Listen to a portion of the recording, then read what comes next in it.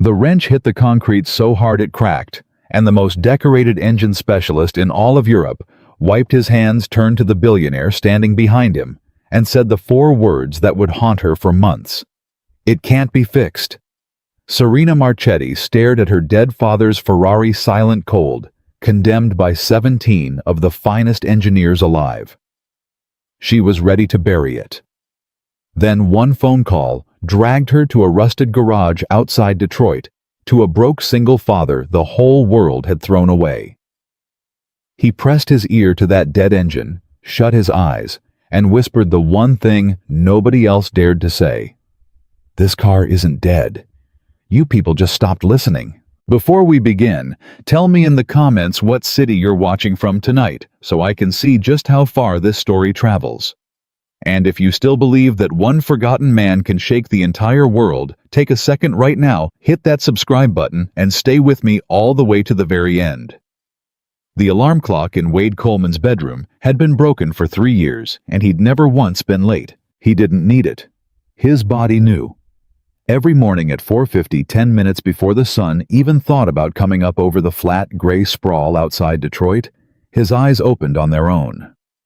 He lay still for exactly 1 minute, listening to the old house settle and pop, and then he got up because a man who lies in bed after his eyes are open is a man giving up, and Wade Coleman had promised himself a long time ago that whatever else the world took from him, it would never take that.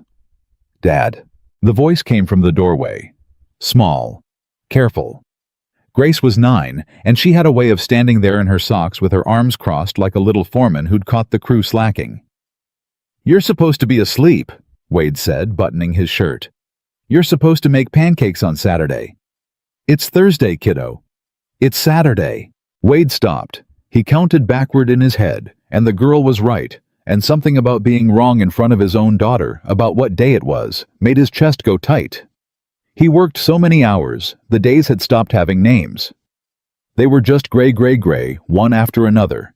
And he shoveled them into the furnace of the mortgage and the school fees and the electric bill and hoped the fire stayed lit. "You're right," he said. "It's Saturday. Get the flour down. I'll be there in a minute." She grinned and disappeared, socks whispering down the hall, and Wade stood alone for a second and pressed the heel of his hand against his eyes. 6 years. 6 years since he'd been Wade Coleman's senior design engineer, the man they called a genius in glass-walled rooms in front of men in $10,000 suits. 6 years since it had all been ripped out from under him in a single afternoon. Now he was Wade Coleman, the guy who fixed your transmission for $100, less than the dealership, and let you pay half now and half whenever. He didn't complain. He'd stopped complaining years ago.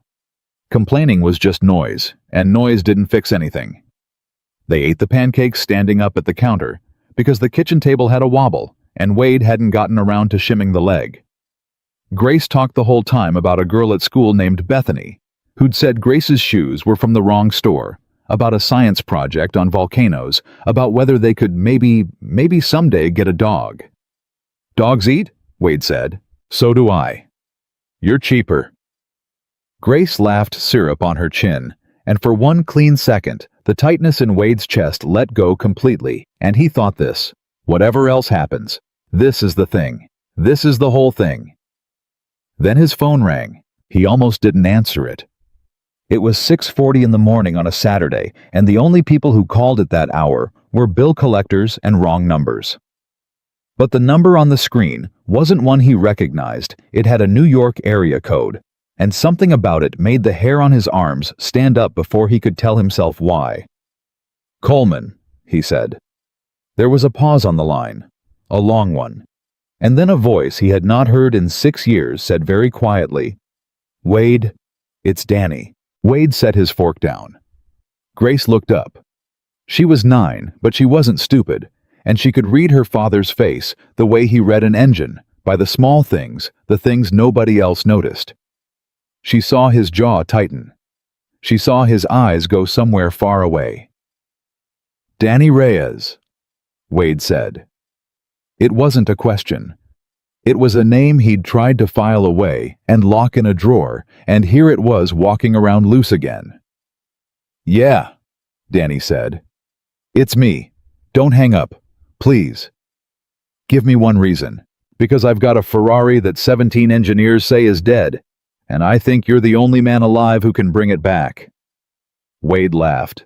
It wasn't a nice laugh. "You've got the wrong Coleman, Danny. The genius you're thinking of doesn't exist anymore. He got fed to the wolves 6 years ago while his so-called friends stood around and watched." The silence on the other end of the line was the silence of a man who'd been waiting a long time to hear exactly that. "I deserve that," Danny said. "You deserve worse."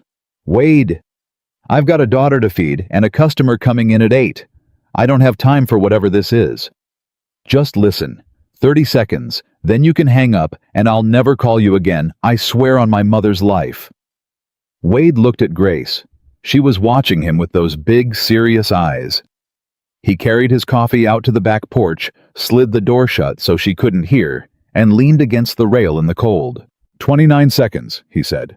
"Go." Danny went. "You remember Vittori Automotive? The Italian house, the one that folded back in the 70s, but the family kept a private collection. There's a woman named Serena Marchetti. Her father was the last of the Vittori engineers. When he passed, he left her one thing, a Ferrari. He restored himself by hand over 20 years, a 1962. One of 9 ever made. It's not just a car, Wade. It's the last thing her father ever touched. It's her whole heart wrapped in aluminum and steel. Get to the part where it's dead. It won't start. It ran fine for years, then 8 months ago it just died. In her garage, sitting still. No crash, no flood, nothing. One day it turned over, the next day it was gone. She's spent a fortune. She flew in a specialist from Maranello, another from Stuttgart, a team from a lab in Japan. 17 of the best engine men on Earth have had their hands inside that car, and every single one of them said the same thing. Wade already knew. He said it out loud anyway because part of him needed to hear how it sounded coming out of his own mouth. "It can't be fixed." "It can't be fixed," Danny echoed. "The last guy, the specialist from Maranello, he threw his wrench on the ground so hard, it cracked her garage floor, and he told her to her face to stop wasting everybody's time, to let it go, to bury it." "Then bury it," Wade said. "Some things are dead, Danny. That's just the truth. Not everything comes back." "You don't believe that." "I believe it more than you'd think." There was a rustle on the line, like Danny had switched the phone to his other ear, like he was about to say the thing he'd really called to say. "I remember something," Danny said. 10 years ago, that old Charger somebody towed into the shop, the one the whole floor gave up on. You put your ear against the block, and you closed your eyes, and you stood there for 20 minutes while everybody laughed at you. And then you pointed at one bolt out of 1,000, and you said, "There, that's where it's hurting." And you were right. You've always been right, Wade. Everybody else looks at a machine and sees metal. You're the only man I ever met who could hear one. Wade didn't say anything. Out in the yard, a bird started up somewhere in the bare trees. "They stopped listening," Danny said. 17 of the smartest men on Earth, and every one of them walked in already knowing what they were going to find. That's not diagnosis, Wade. That's a funeral. And I don't think that car needs a funeral. I think it needs somebody who'll actually listen to it. That's you. That's only ever been you." Wade's throat was tight. He hated that.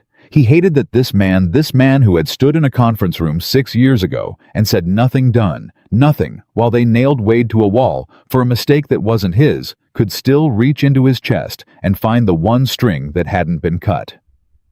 "Why do you care?" Wade said. "Really?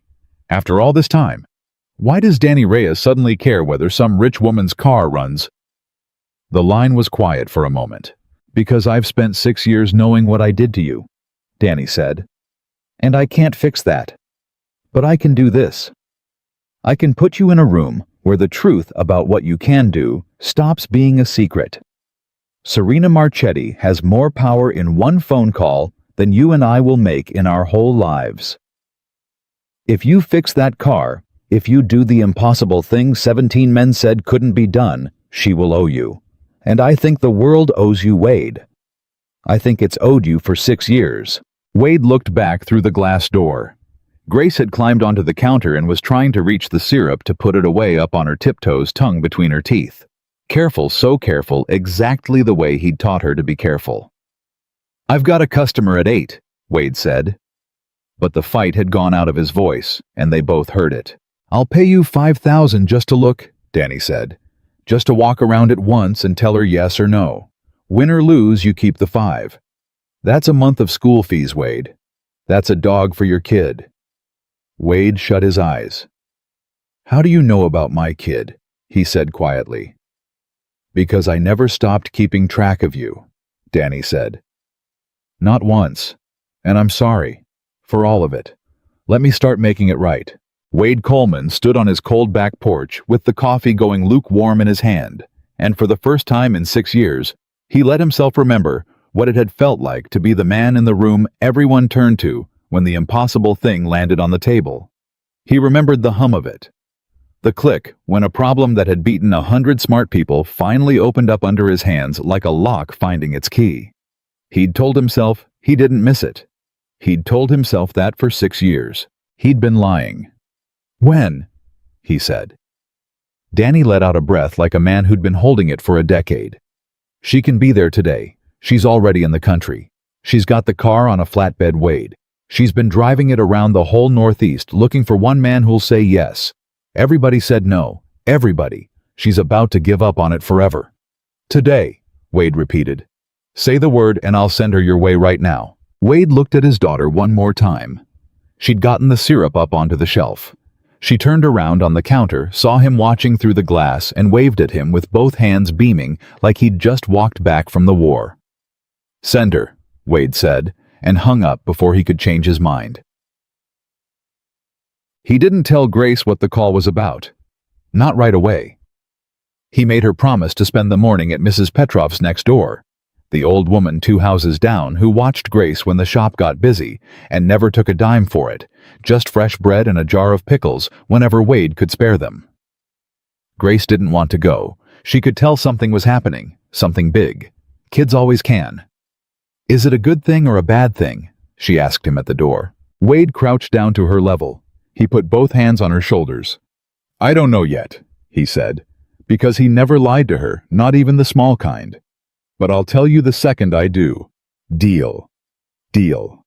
She stuck out her hand and they shook on it serious as 2 men closing a contract, and then she threw her arms around his neck and squeezed and ran off down the sidewalk to Mrs. Petrov's, and Wade watched her the whole way until the old woman's door opened and swallowed her up safe. Then he went out to the garage to wait. The garage was the one thing he had left. One bay poured concrete a roll-up door that stuck when it rained a workbench his own father had built in 1978. The tools hung in perfect order on the pegboard, each one clean, each one in its place because a man's tools were the last thing that stayed loyal to him. Wade wiped down the bench that didn't need wiping and organized a drawer that was already organized, and he told himself he wasn't nervous. He was lying about that too.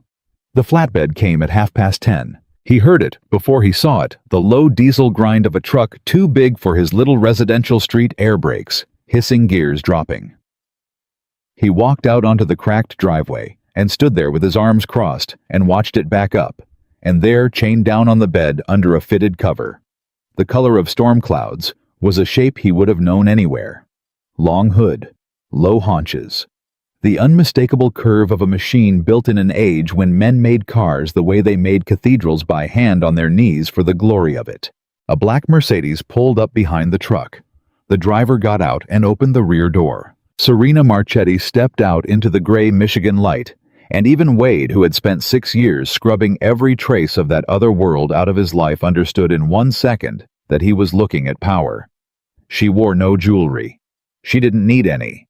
She wore a charcoal coat that had cost more than Wade's truck, and she carried herself like a woman who had walked into 100 rooms full of men who thought they knew better and had walked out of every one of them proven right. She looked at the garage. She looked at the sticking roll-up door and the concrete with the oil stains and the hand-painted sign that just said Coleman Auto. And Wade watched her make a decision about him before she'd said a single word. And he watched the decision be disappointment. "You're the mechanic," she said.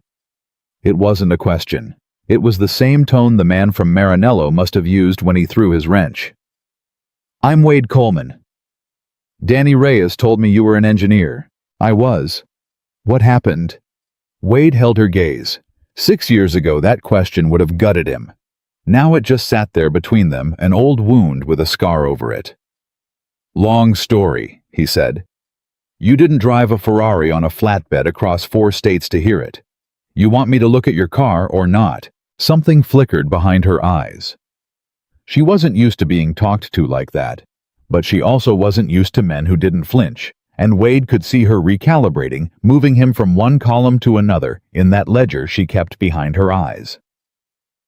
17 engineers have looked at it, she said. So I heard. The best in the world. Men with laboratories. Men with computers that cost more than your entire street. Every one of them told me the same thing. Her voice caught just slightly on the last word, and she hated that it caught. Wade could see her hate it. They told me to let it go. And you drove it here anyway. Danny Reyes swore to me that you hear things other people can't. She said it flatly, like she was quoting something absurd back to its source. He said you could put your ear against a dead engine and tell it where it hurts. I told him that was a children's story. He told me to come anyway. And here you are. And here I am. Her jaw was tight. Because I have nothing left to lose except the last thing my father ever built with his own 2 hands. So yes, Mr. Coleman, I drove it here anyway. Prove Danny Reyes right or prove him wrong, but do it quickly. I don't have the patience I used to. Wade nodded slowly. Bring it in, he said. It took 20 minutes to get the car off the flatbed and roll it into his single bay. And when they pulled the cover off, Wade Coleman forgot for one long moment that he was a broke single father in a stained work shirt. Because under that cover was one of the most beautiful things he had ever seen in his life. The paint was a deep, impossible red, hand-rubbed to a depth that seemed to have no bottom, like looking into wine. Every curve flowed into the next like water. This was not a car that had been manufactured. This was a car that had been loved into existence 1 hour at a time over 20 years by a man who was gone now and had left it behind as a message his daughter was still trying to read. He restored it himself, Serena said quietly. She had come to stand beside him. Her voice had changed. The steel was still there, but underneath it now was something raw. Every part. He used to say a machine remembers the hands that built it. He used to say if you build something with love, some of the love stays inside it forever. She let out a small, broken breath. And then it died. In the garage. 8 months ago. And I thought maybe that meant he was really gone. Finally gone. As long as it ran, some part of him was still... She stopped herself. Straightened. Put the steel back on like a coat. Just look at the car, Mr. Coleman. Wade didn't say anything. He walked around it once. Slow. His hands behind his back, not touching, just looking the way you'd approach an animal you didn't know yet. He crouched at the front. He crouched at the rear. He got down on the concrete and looked at the underside without a light, just letting his eyes learn the shape of it. Tell me what the 17 men did, he said. Serena crossed her arms. They ran every diagnostic that exists, compression tests, electronic scans. They pulled the fuel system apart. 2 of them pulled the entire engine out and put it on a stand and took it down to individual components and found nothing wrong. Nothing. Every part tests perfect. The fuel is good. The spark is good. The compression is good. The timing is good. On paper, that engine should run. It should turn the key and roar. Her voice hardened. It doesn't. It turns over and catches nothing. Like a heart with no reason left to beat. The man from Maranello. The last one, he said, there are machines that simply lose the will to run, and there is no science that can explain it, and no man alive who can fix it, and that I should stop torturing myself and put it in a museum behind glass and let it be a beautiful dead thing. And that's when he threw his wrench. That's when he threw his wrench. Her mouth was a thin line. 17 of the greatest engineers on earth, Mr. Coleman. And you are a man who fixes minivans in his garage. So tell me, what are you going to do that they didn't? Wade got to his feet. He wiped his hands on the rag from his back pocket. Not because they were dirty, but because it was a thing his hands did when his mind was already 3 moves ahead. "They looked," Wade said. "All 17 of them. Every one of them looked at that engine like it was a crime scene. They came in with their computers and their tests and their theories, and they were all looking for something big. A cracked block, a seized rod, a dramatic failure worthy of a car like this. They wanted the death to be as impressive as the machine." He shook his head slowly. "But that's the mistake. That's the whole mistake right there." "What mistake?" "They looked," Wade said. Nobody listened. Serena stared at him. "I'm going to need you to be quiet now," Wade said. "Completely quiet. And I'm going to need you to send your driver outside and turn off your phone, and I need every fan and every compressor in this building shut down. I need it so silent in here you can hear your own blood move." "For what?" "So I can hear the car," Wade said like it was the most obvious thing in the world. For a moment, he was sure she would laugh at him the way the whole shop floor had laughed at him 10 years ago over that old Charger. He watched her face do the calculation. The billionaire CEO, the 17 experts, the museum, the wrench on the floor, the beautiful dead thing, and then he watched her look at the car, at her father's car, at the last warm thing in a cold world, and he watched her decide that a children's story was the only thing she had left. Everybody out. She said not to Wade, but to the driver, to the truck man, to the world. Now. They went. The garage emptied. The compressor ticked and shut down. The furnace clicked off. And then it was just Wade Coleman and Serena Marchetti and a dead Ferrari, in a silence so complete it seemed to press against the ears. Wade opened the hood. He didn't reach for a single tool. He didn't touch a wire. He pulled his old rolling stool over next to the engine bay, and he sat down on it, and he leaned in, and he laid his bare hand flat against the cold metal of the engine block the way a doctor lays a hand on a chest. "Turn it over," he said quietly. "Don't try to start it. Just turn it over, then stop." Serena climbed into the driver's seat. She turned the key. The starter cranked. The engine spun and spun, chuffing, catching nothing, that horrible sound of a machine trying and failing to come to life, and Wade sat perfectly still, with his hand on the block, and his eyes closed, and his head tilted like a man listening for a voice underwater. "Again," he said. She turned it again.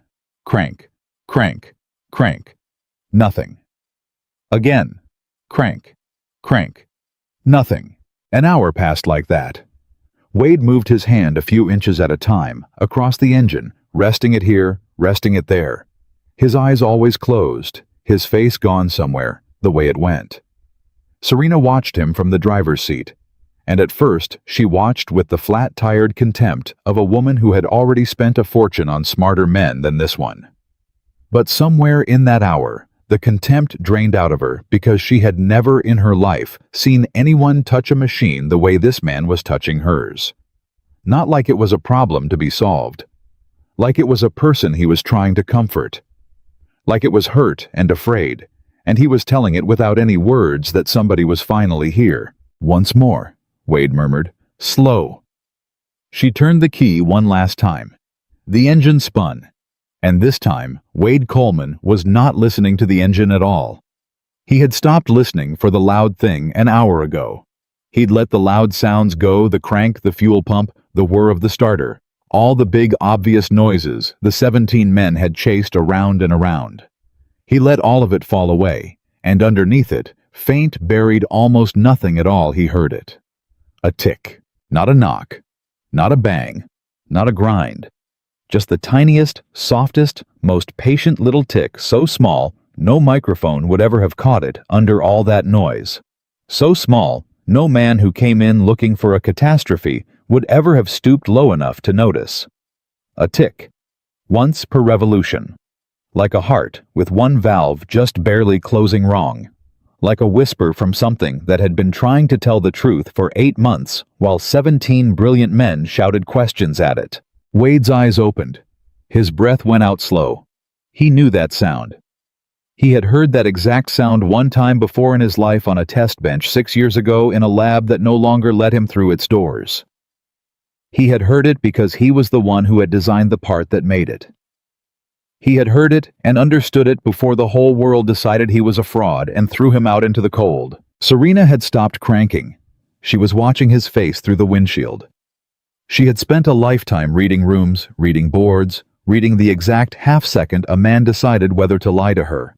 And she read Wade Coleman now, and what she saw on his face made her open the car door and stand up on legs that weren't quite steady. "What?" she said. "What is it? What did you hear?" Wade Coleman sat back on his stool. He looked at the beautiful dead machine, and then he looked at the woman who'd driven it across 4 states chasing a children's story because it was the last thing on earth she loved. 17 men came looking for the reason your father's car died," Wade said, and his voice was very quiet and very steady and very sure. "And they never found it because there isn't one. Nothing broke, Ms. Marchetti. Nothing failed.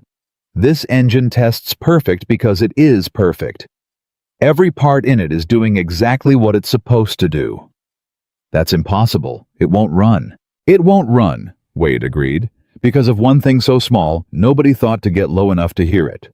One tiny piece buried where no diagnostic ever points doing something it was never supposed to do quietly, patiently once every single time that engine turns.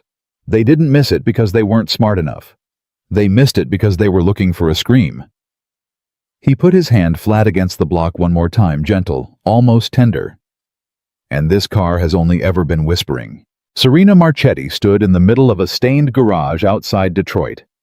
A billionaire who had buried her hope somewhere between Maranello and Michigan. And she felt something move in her chest that she had not let herself feel in 8 months. "You're telling me," she said slowly, "that the car isn't dead." Wade Coleman looked up at her.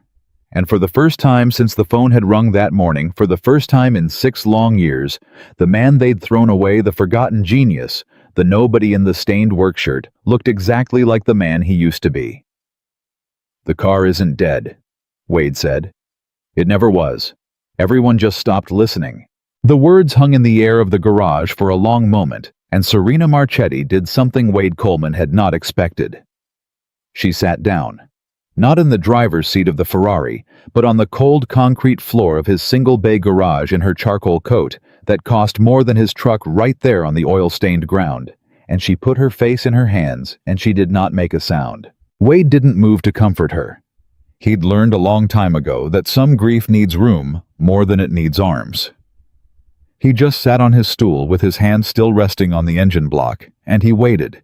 And he let a woman who owned half of everything cry on his garage floor like she owned nothing at all. When she finally looked up, her eyes were red, but her voice was steady again. 8 months, she said. 8 months I believed he was gone twice. Once when he died, and once when the car did. She wiped her face with the back of her hand, an ordinary gesture, a human one, and Wade watched the billionaire disappear for a second, and a daughter take her place. "And you're telling me it was never gone at all." "I'm telling you what I heard," Wade said carefully. "I could be wrong. I've been wrong before. The 17 men were sure, and they were wrong." "The 17 men were sure," Wade agreed. "That was their problem. Certainty makes you deaf." He stood up off the stool and pulled the rag from his pocket again, working it through his fingers. "I'm not sure of anything. I've got a guess. A good guess. But before I promise you that car runs again, I have to be certain. And to be certain, I have to take something apart that no man alive is supposed to be able to reach without ruining it." Serena got to her feet, brushing the grime off her coat, without seeming to notice or care that it was there. "Then take it apart." "It's not that simple." "Everything is that simple when you have money, Mr. Coleman. Whatever the part costs, I'll—" "It's not about the part," Wade said, and the flatness in his voice stopped her. "The part costs about $40. That's not the problem." He looked at her steadily. "The problem is where I heard that sound before." Something in the way he said it made her go still. "Where?" Wade set the rag down on the workbench. He looked at the Ferrari for a moment, that impossible red, that machine somebody's father had loved into existence. And then he looked back at Serena Marchetti, and he made a decision. He'd sworn for 6 years he would never make. He decided to tell the truth to somebody who could actually do something with it. 6 years ago, I worked for a company called Halverson Dynamics, he said. You've heard of them. Everybody's heard of them. They make components for half the performance engines in the world. High-end cooling systems, thermal management, the stuff that lets an engine run hot and hard without eating itself alive. He crossed his arms. I was their lead design engineer, and I designed something. A cooling regulator, a little valve smaller than your fist that solved a problem the whole industry had been beating its head against for 30 years. It let an engine run at the exact edge of its thermal limit and never cross it. Not once. It could feel heat coming a half second before it arrived and open itself just enough just in time every time. He paused. I called it the Coleman valve, because I'm not a humble man apparently. I built it. I tested it. I stood in a lab and I listened to it work, and it made a sound, a tiny sound, once per cycle, a little tick. Serena's eyes moved slowly from Wade's face to the open engine bay of her father's Ferrari, and Wade watched her arrive at it before he had to say it. There's one in there, she said. There's one in there, Wade said. Your father was one of the best engineers the automotive world ever produced. Danny told me he restored this car over 20 years, every part by hand. And somewhere along the way, 6 or 7 years ago, your father got his hands on a Coleman valve. My valve, an early one, a prototype before Halverson ever put it into production. I don't know how. Men like your father knew everybody. He put it into this engine because it was the best thing anyone had ever made for keeping a classic engine alive under load. And it worked. For years, it worked perfectly. He walked around to the front of the car and rested his hand on the fender light, respectful. And then, 8 months ago, one tiny part inside that valve, a part I designed, a part I could machine again in an afternoon, wore past its tolerance. Not enough to break, not enough to fail any test, just enough to hold the valve open a hair too long once per cycle. Just enough to bleed away the pressure the engine needs to catch. Just enough to make a perfect engine unable to start for a reason no diagnostic on Earth would ever find, because the diagnostics don't even know that valve exists. Why not? Wade's jaw tightened. Because Halverson buried the prototype, and then they buried me. The silence in the garage changed shape. Serena Marchetti had built an empire, reading the moment a story turned, and she felt this one turn under her feet. Tell me the rest, she said quietly. You didn't drive here for my life story. I drove here for the truth about my father's car, and you just told me the truth about my father's car runs straight through your life. So tell me the rest, Mr. Coleman. All of it. Wade looked at her for a long moment, and then, because he was tired, bone-tired in a way that had nothing to do with sleep, the tired of a man who'd carried something alone for 6 years, he told her. I built the valve. Halverson loved it. It was going to be worth hundreds of millions. And about 6 months before it went to production, there was a problem on a completely different project. A big fleet contract, a batch of cooling units that failed thermal testing and cost the company a fortune, and nearly killed a test driver when one of them let go on the track. Somebody had to take the fall. The board wanted a name and a face and a story they could tell the client and the insurance company and the press. He laughed, short and bitter. And there I was. Young, arrogant. No allies on the board. The guy with his name on all the important work, which meant the guy with the biggest target on his back. They pulled records. They found emails I'd never sent sitting in my outbox signing off on the failed units. Approvals I never gave with my signature on them. Test results I never saw flagged as reviewed by me. Forged. Every one of them. But you try proving a negative to a room full of men who've already decided. You try walking into a boardroom and saying, I didn't write the email that's sitting in my own account. They fired me. They made sure the story got out. Wade Coleman, the reckless engineer who cut corners and nearly killed a man to hit a deadline. No firm within 1,000 miles would touch me after that. My wife? He stopped. Started again flatter. Grace's mother left about a year into it. She said she couldn't be married to a man the whole world hated. I don't blame her. It was a lot to be married to. And the valve, your valve. Wade's mouth twisted into something that wasn't a smile. Here's the part that still keeps me up. 18 months after they threw me out, after they made sure my name was mud, after they took everything, Halverson Dynamics filed a patent. A revolutionary new cooling regulator. Feels heat coming and opens itself just in time every time. Set to change the whole industry. He looked at her. They called it the Halverson Thermal Governor. My valve, my design, down to the geometry of the internal seat. The only thing they changed was the name and the man who got the credit. There's an executive there, Preston Vance. He was a junior director back when I got fired. He's near the top now, and his name's on that patent. On my patent. He's made a fortune off it. He's built a whole career on the thing that got me thrown into the street. Serena Marchetti was very quiet.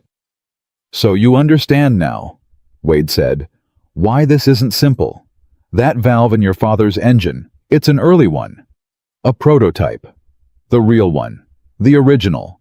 The thing that predates Halverson's patent by years. And the tick I heard is the sound of my design working exactly the way I built it to. If I pull that valve out to fix it, and anybody who knows what they're looking at ever sees it, it proves the design existed before the patent. Serena breathed. It proves you built it first. It proves I built it first, Wade said, which is exactly the kind of thing a company like Halverson has whole floors of lawyers to make sure never sees daylight. He shook his head. So no, Ms. Marchetti. It's not as simple as $40 in an afternoon. The second I open that valve, I stop being a mechanic fixing a rich woman's car. I become the man who can prove Halverson Dynamics stole a fortune and framed an innocent man to cover it. And the last time I threatened people like that, they took my career, my name, and my marriage in a single afternoon. He picked the rag back up just to have something in his hands. I've got a 9-year-old asleep 2 houses down. I have to think about what I'm putting on the table before I flip it. For a long moment, neither of them spoke. Outside, the flatbed's engine had gone quiet. The driver was somewhere out of earshot as ordered. The furnace kicked back on with a soft thump. What's her name? Serena said. Your daughter. Grace. How old was she when they did this to you? 3. Serena nodded slowly. She walked to the front of the Ferrari and looked down into the engine bay at the beautiful assembly of metal her father had built by hand. And somewhere in there, hidden the little valve that connected a dead man's masterpiece to a living man's ruin. My father built this car for 20 years, she said, not looking up. Do you know what he used to say to me when I was a girl? He'd have his head under a hood just like this, greased to the elbow, and he'd say, Serena, the world is full of men who take. Takers build nothing. They just wait until someone else builds something beautiful, and then they find a way to put their name on it. She looked up at Wade. He hated takers, Mr. Coleman, more than anything on this earth. He would rather this car stay dead forever than owe its life to a lie. Her voice hardened into that steel Wade had seen when she first stepped out of the Mercedes, but now the steel was pointed somewhere else. You're asking me whether it's worth the risk to open that valve. Let me ask you something instead. If you fix that car and the truth about your design comes with it, you have a shot. A real one. To take back your name. To prove what they did. Isn't that worth something? It's worth everything, Wade said quietly. That's exactly why it scares me. When you've got nothing left, they can't take anything from you. The second I've got a shot at getting my life back, I've got something to lose all over again. You've got your daughter either way. Yeah, Wade said. And I'd rather her have a father who's poor and safe than a father who's poor and buried under a lawsuit he can't afford to fight. He set the rag down for the last time. You want to know the honest truth, Ms. Marchetti, I can fix your car. I'm nearly certain of it. I can machine that part and have this engine roaring by the end of the week and never breathe a word about where the valve came from or what it proves. Fix the car. Take my $5,000. Send you and your father's masterpiece back to wherever billionaires keep beautiful things. Nobody ever has to know the rest. That's the safe way. That's the smart way. And an hour ago, that's exactly what I plan to do. And now? Wade looked at the car for a long time. And now I keep thinking about a man I never met. He said, greased to his elbows, telling his little girl he hated takers. And I keep thinking there's a valve in his engine with my name on it, and another man's name on the patent, and I've spent 6 years telling myself I was at peace with that, and it turns out I've just been lying so quietly I couldn't hear it. Like your car." Serena Marchetti almost smiled. It was the first time. "Then stop lying quietly," she said. "Open the valve." Wade held her gaze. "You understand what you're signing up for. If we do this, if I pull that part, and it proves what I think it proves, and we take it to the people who need to see it, you don't get to just be a customer who got her car fixed. Halverson has money, and lawyers, and a chairman named Whitfield who does not lose. They will come for me, and if you're standing next to me, they will come for you too. Your board, your reputation, your company. You're a public person. You've got a lot more to lose than a poor mechanic from Detroit." "I have a lot more to fight with too," Serena said, "which is exactly why I'm still standing here."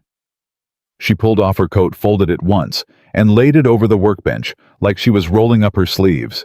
"My father spent his whole life building beautiful things and watching lesser men get rich off them.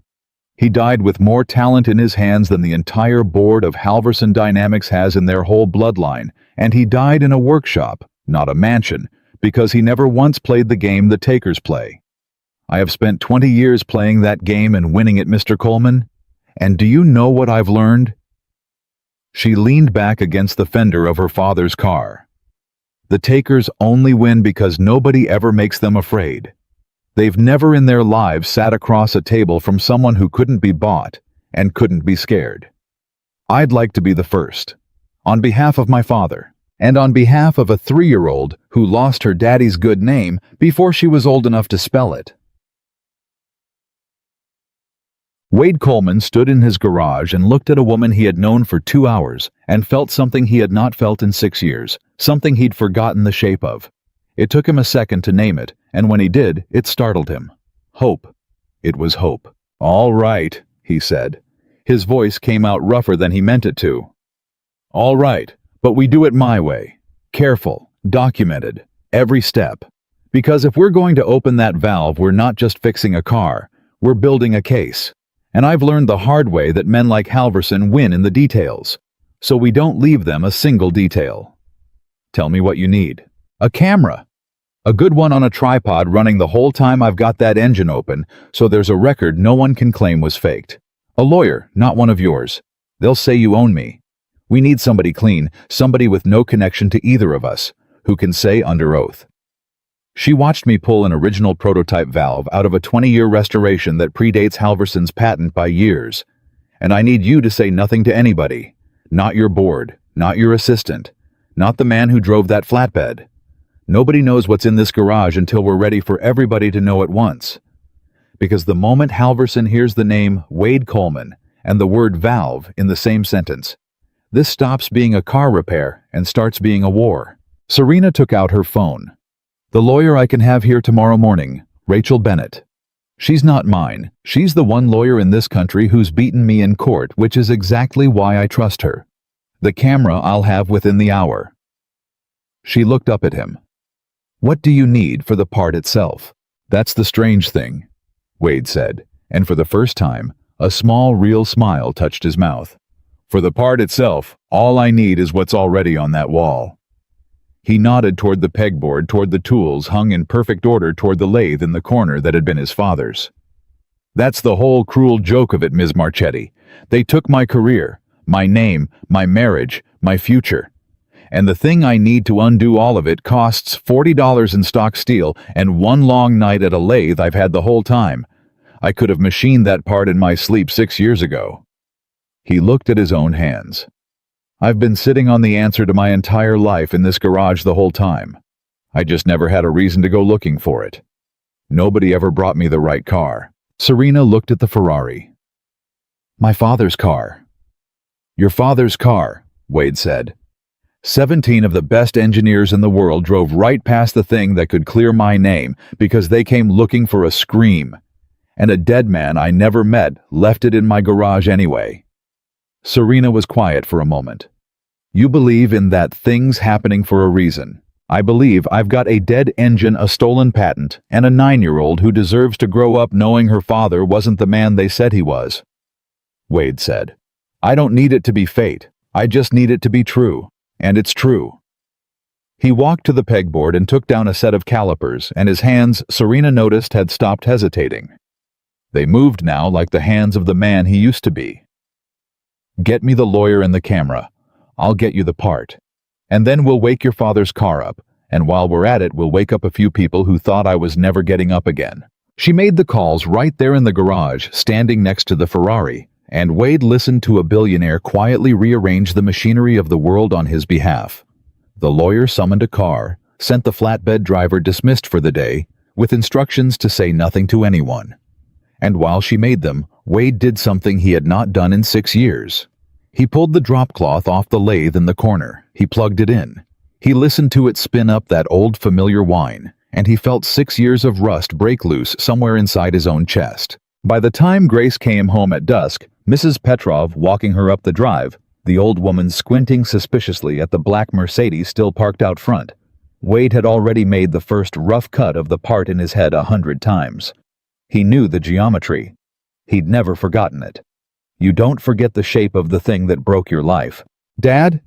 Grace stopped dead in the driveway, staring at the shape under the storm gray cover because they'd rolled the Ferrari back out to make room to work, and the low haunches were unmistakable even to a 9-year-old.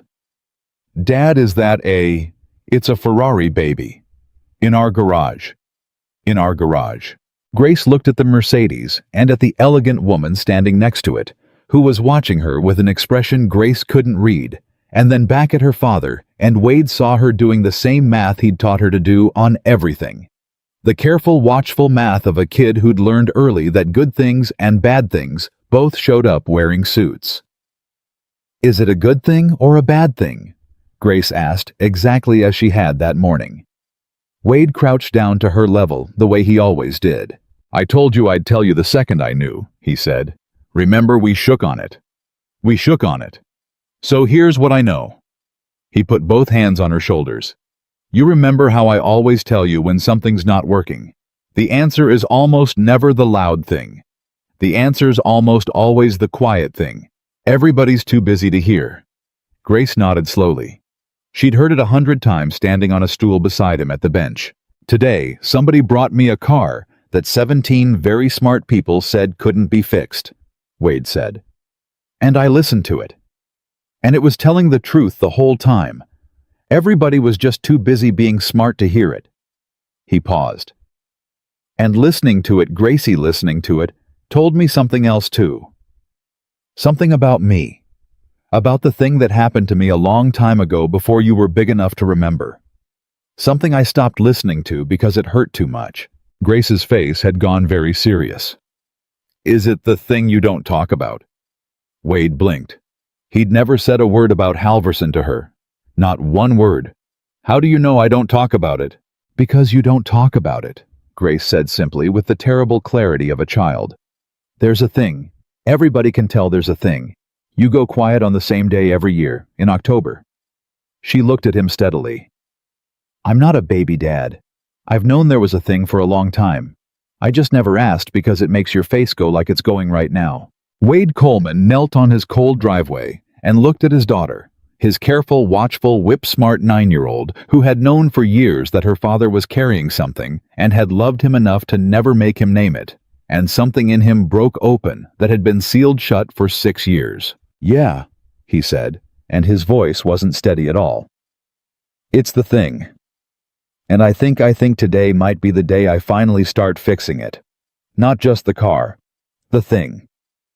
He pulled her into a hug, and over her shoulder he saw Serena Marchetti turn away and pretend to study the Mercedes giving them the room, and he was grateful for it.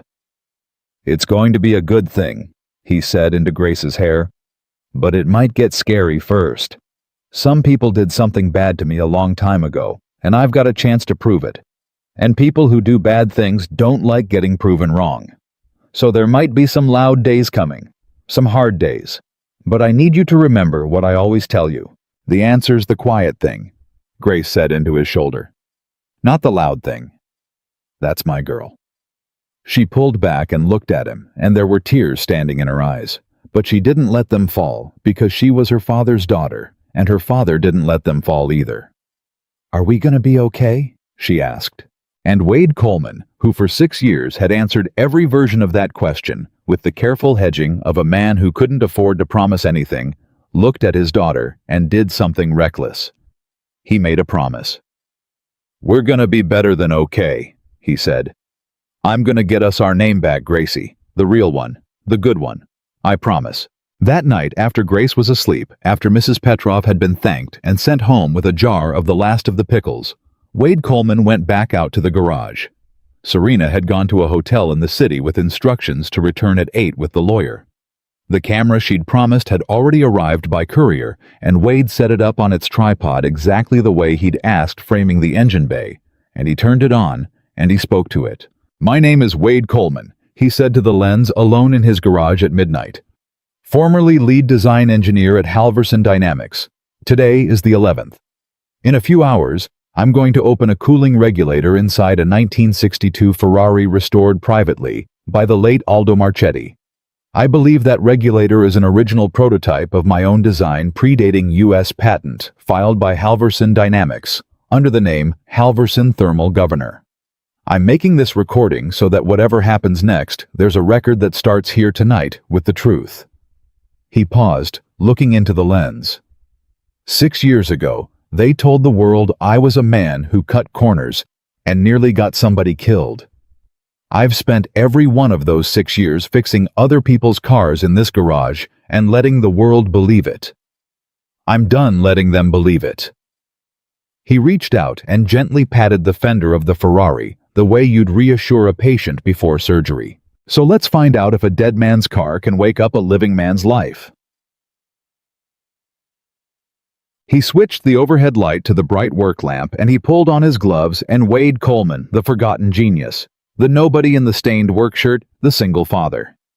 2 houses down from an old woman's pickles, leaned into the engine bay of the most beautiful machine he had ever touched, and went looking at last for the small quiet thing that 17 brilliant men had been too loud to hear. Somewhere in the city, in a glass tower with his name in the lobby, Preston Vance slept soundly, dreaming of the patent that had made him never once imagining that the man he'd buried 6 years ago was awake at that very moment in a Detroit garage, holding a $40 answer in his steady, unhurried hands.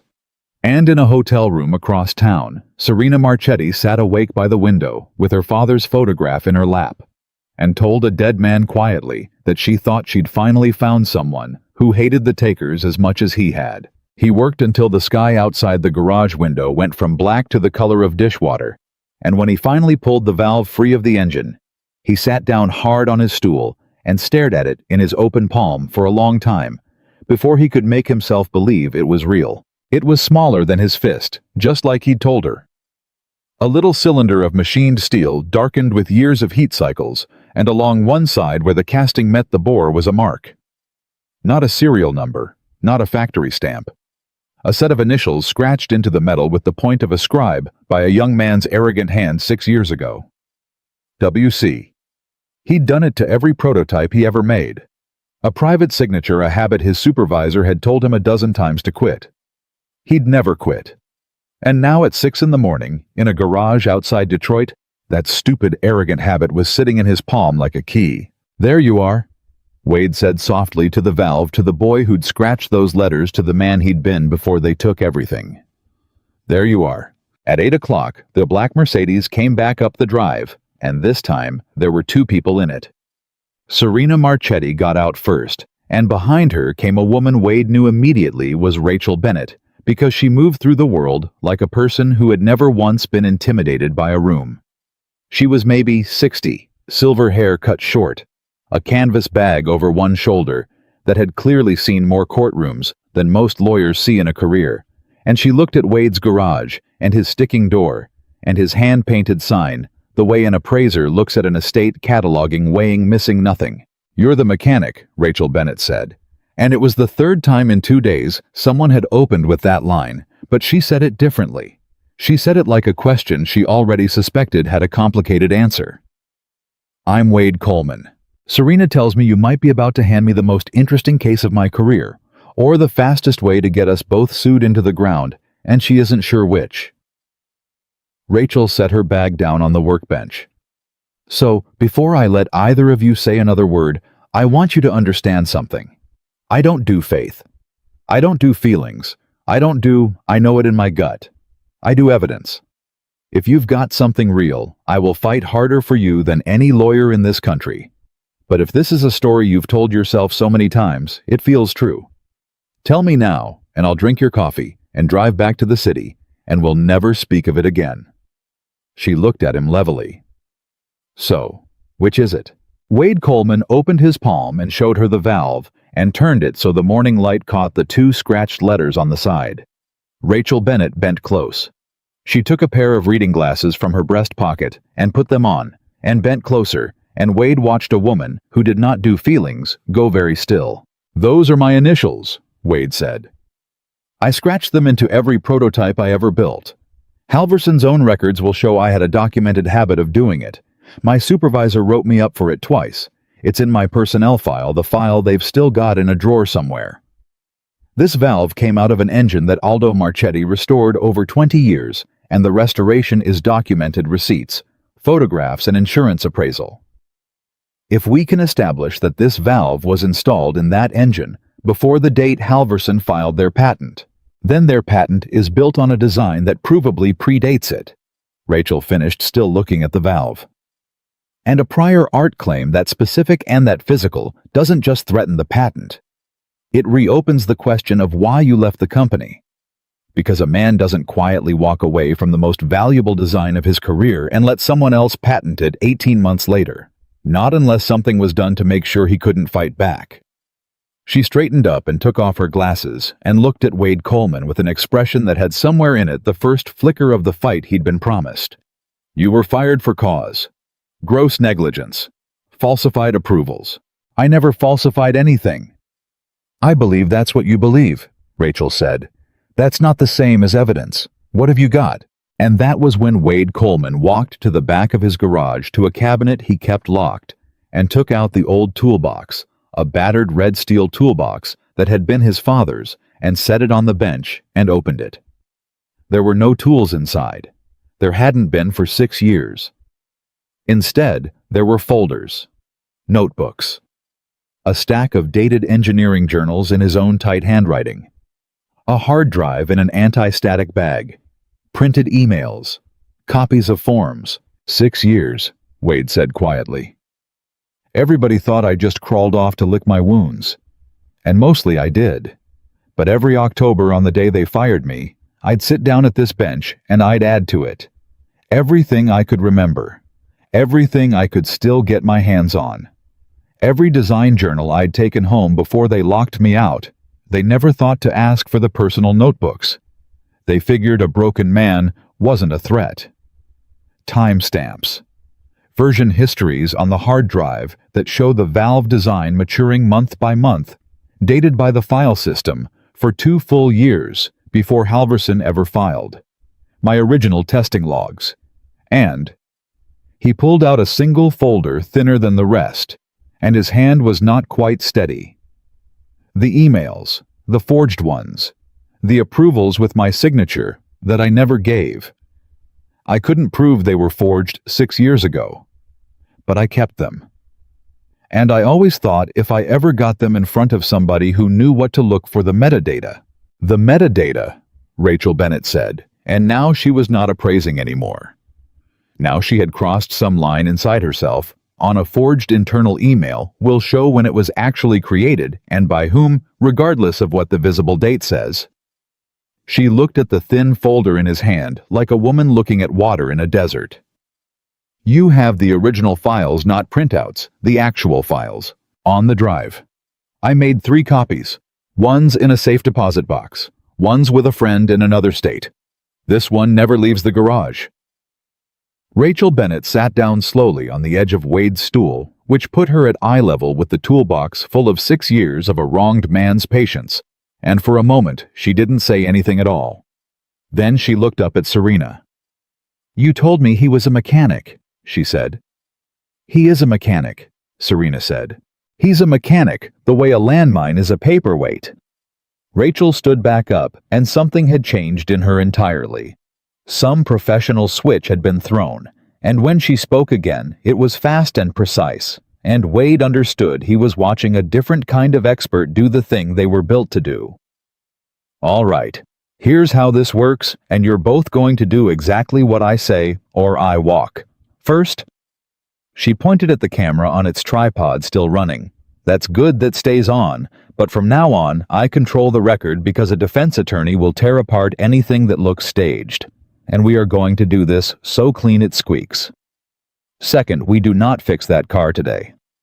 I know you want to, I know she wants to, but the second that valve goes back in the engine, it's no longer independent evidence, sitting in a neutral hand. It's a part in a running car, and the chain of custody gets complicated. So the valve comes out, it gets photographed, measured, and sealed by a neutral third party today, before it goes anywhere near that engine again. Third," she turned to Serena, "you tell no one. Not your board, not your COO, not the man who signs your legal retainers. Because the moment Halverson gets a whiff of this, they will not fight it in a courtroom. They will fight it in the dark the way they fought it the first time. And this time, we are going to be ready for the dark." "How much time do we have?" Serena asked. "Until they find out," Rachel said. "Which in my experience is always sooner than you think. Money has ears everywhere." She was already unpacking her bag, pulling out a laptop, a legal pad, a small digital scale, a set of calipers of her own. "How does anyone know you're here at all? Who knew you were bringing the car to this man?" Serena and Wade looked at each other. "Danny Reyes," Wade said. "My old colleague. He set it up. He's the only one who—" "Then Danny Reyes is the first leak," Rachel said flatly. "Not because he means to be. Because he's a person and people talk. Who does Danny Reyes work for now?" The garage went quiet. "He didn't say," Wade admitted slowly, and something cold began to move through him. "He just said he had a client with a Ferrari that 17 engineers had given up on. He never said who he worked for now. 6 years ago he was at Halverson with me. He was in the room when they fired me, and he never said a word. I always figured he stayed on after I left, but I never—" "Call him," Rachel said. "Right now. Put it on speaker. Don't tell him anything about the valve. Just ask him one question. Ask him who signs his paychecks." Wade took out his phone.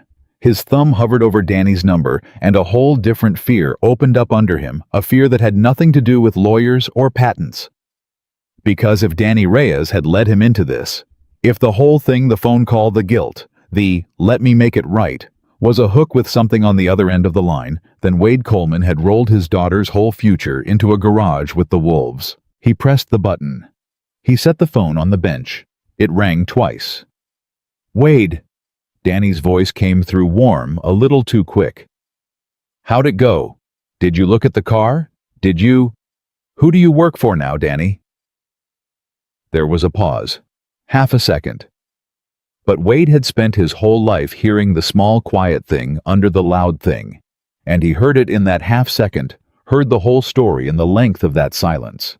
"What kind of question is that?" Danny said, and his voice had changed, gotten careful. "I'm a consultant, Wade. I work for lots of— One named Danny.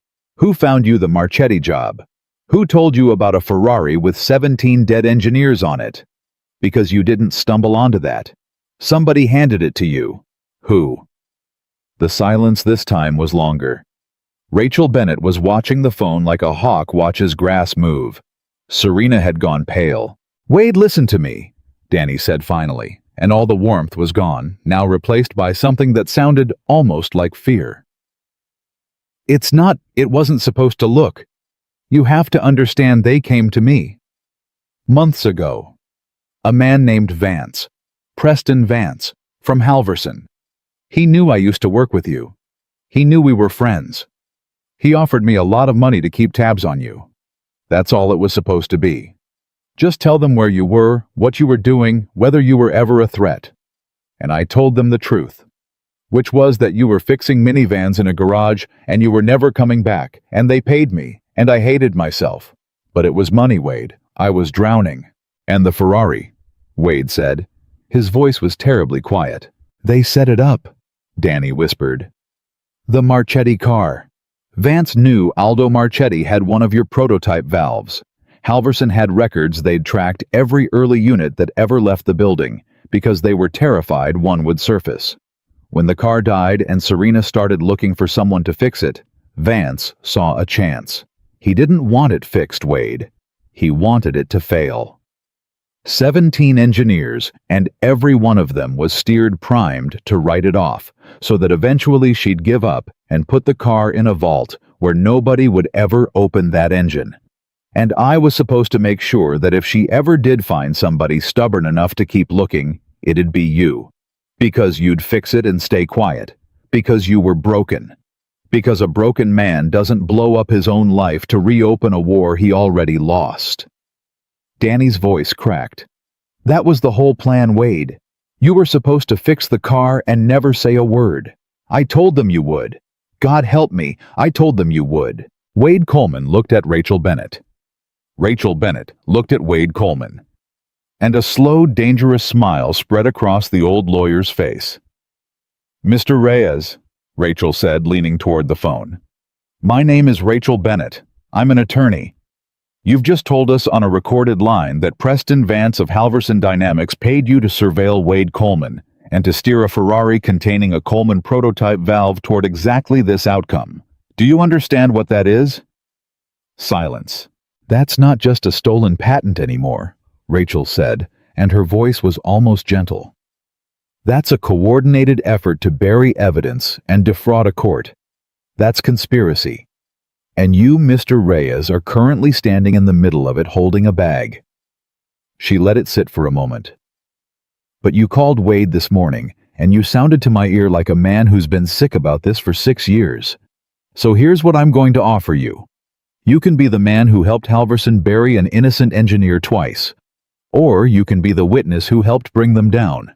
Those are the only 2 doors in the room now, Mr. Reyes, and they're closing. The line was quiet for so long, Wade thought Danny had hung up. Then small and broken Danny said, What do you need me to do? Wade closed his eyes and let out a breath he felt like he'd been holding for 6 years. Right now, nothing, Rachel said briskly. You go about your day exactly as normal. You don't tell Vance anything's changed. You don't tell him the car got fixed. You don't tell him the valve came out. You don't tell him a lawyer's involved. As far as Preston Vance knows, everything is going according to his plan, and Wade Coleman is fixing a Ferrari and keeping his mouth shut like a good broken man. You keep it that way. Can you do that? Yeah, Danny said. Yeah, I can do that. Wade. His voice broke again. Wade, I'm sorry. I'm so sorry. I stood there 6 years ago, and I let them do it to you, and I've been paying for it every single day, and I was too much of a coward to... Danny. Wade cut him off, not unkindly. You can spend the rest of your life being sorry, or you can help me fix it. You told me 2 days ago you wanted to make it right. So make it right, that's all. Just make it right. He hung up. For a moment, nobody said anything. Serena Marchetti had a hand pressed over her mouth. When she took it away, her eyes were blazing. They killed my father's car on purpose, she said very quietly, and the steel in her voice had gone molten.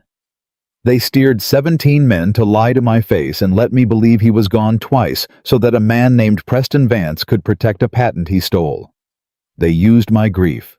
They used my father's masterpiece as a lid to keep a coffin shut. She turned to Rachel Bennett, and Wade saw in her face the exact expression Aldo Marchetti must have worn when he talked about takers. How do we destroy them?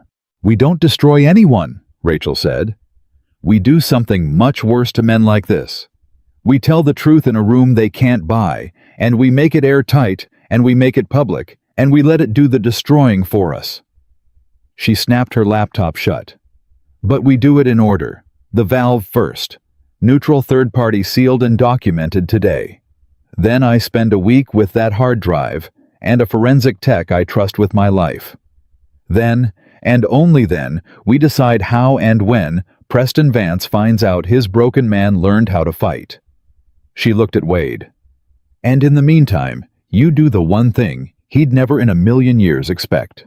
What's that? Rachel Bennett smiled. You fix the car. Wade blinked. You just said, I said the valve comes out and gets sealed by a neutral party first. It will. And then a duplicate, a new one machined by you on camera. So there's no question the original evidence was preserved. Untouched goes back in the engine, and you fix Aldo Marchetti's Ferrari, and you make it run, because Serena Marchetti has an international showcase in 3 weeks where the entire automotive world is going to be watching. And there is no stage on this earth better for the truth to come out on than that one. Rachel's eyes were bright and hard. Preston Vance thinks he's steering a broken man toward a quiet grave. Let's let him keep thinking it. Let's let him relax. And then let's put that Ferrari on the biggest stage in the world running perfectly. And let's introduce the man who fixed it. And let's tell 3,000 people and every camera in the industry exactly what's inside that engine and exactly whose initials are scratched on it. She spread her hands. You want to know how you beat a man who does everything in the dark, Mr. Coleman? You drag him into the brightest light there is. Wade Coleman looked at the two women in his garage. The billionaire whose grief had been weaponized against her, the old lawyer who didn't do feelings and had just declared war on his behalf, and he felt the last of the fear that had lived in his chest for 6 years turn into something else. Not hope this time. Hope was too soft a word. This was harder than hope. This was purpose. Then let's get to work, he said.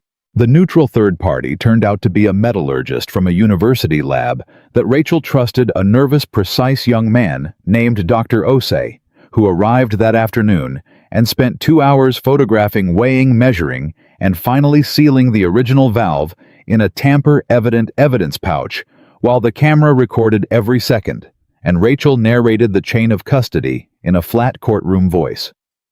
When it was done, the sealed pouch went into a case, and the case went into Rachel's canvas bag, and Rachel looked at Wade and said, This never leaves my sight until it's in front of a judge.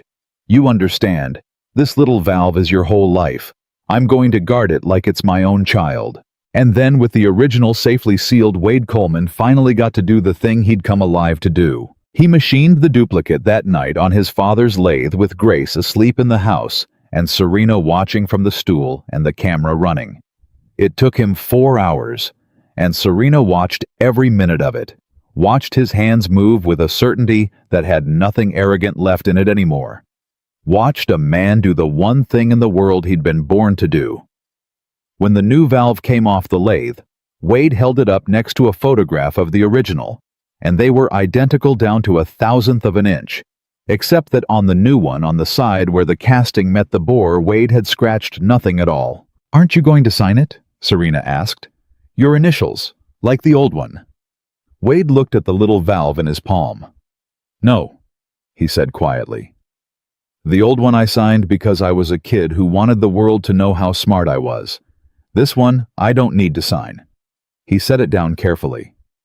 The world's about to know exactly how smart I was. I don't have to scratch it into steel anymore. He installed it the next morning. It took him 20 minutes to set the valve, another hour to close everything he'd opened, to torque every bolt, to spec, to trace every line. And the whole time, Grace stood on the stool beside him, the way she always did, handing him tools, watching his hands, and Serena stood back and watched the two of them and pressed her lips together against something rising in her throat. All right, Wade said finally, standing back and wiping his hands. That's it. That's everything. He looked at Serena. You want to do the honors? It's your father's car. Serena Marchetti climbed into the driver's seat of the Ferrari for the first time in 8 months. Her hands were shaking on the wheel. She looked out through the windshield at Wade Coleman standing in front of the car with his daughter beside him and at the beautiful red hood between them. And she thought about her father, greased to his elbows, telling a little girl that a machine remembers the hands that built it. What if it doesn't start? She said. Her voice was very small. What if you're wrong? What if it's really gone? Then it's gone, and it was never your fault, and it was never his fault, and you'll have known that 17 men and one mechanic all did everything they could. Wade said it gently. But I'm not wrong. I heard it, Serena. It was never gone. It was just waiting for somebody to listen. Turn the key. Serena Marchetti closed her eyes. She turned the key. The starter cranked. The engine spun that same horrible sound of a machine, trying and failing once, twice, and Wade's heart stopped. Because 8 months of dead silence had trained everyone in that garage to expect nothing. And for one endless second, there was nothing. And Grace's small hand found her father's and gripped it hard. And then the Ferrari roared. It didn't cough. It didn't stumble. It caught all at once and roared to life with a sound like something enormous and beautiful waking up from a long sleep.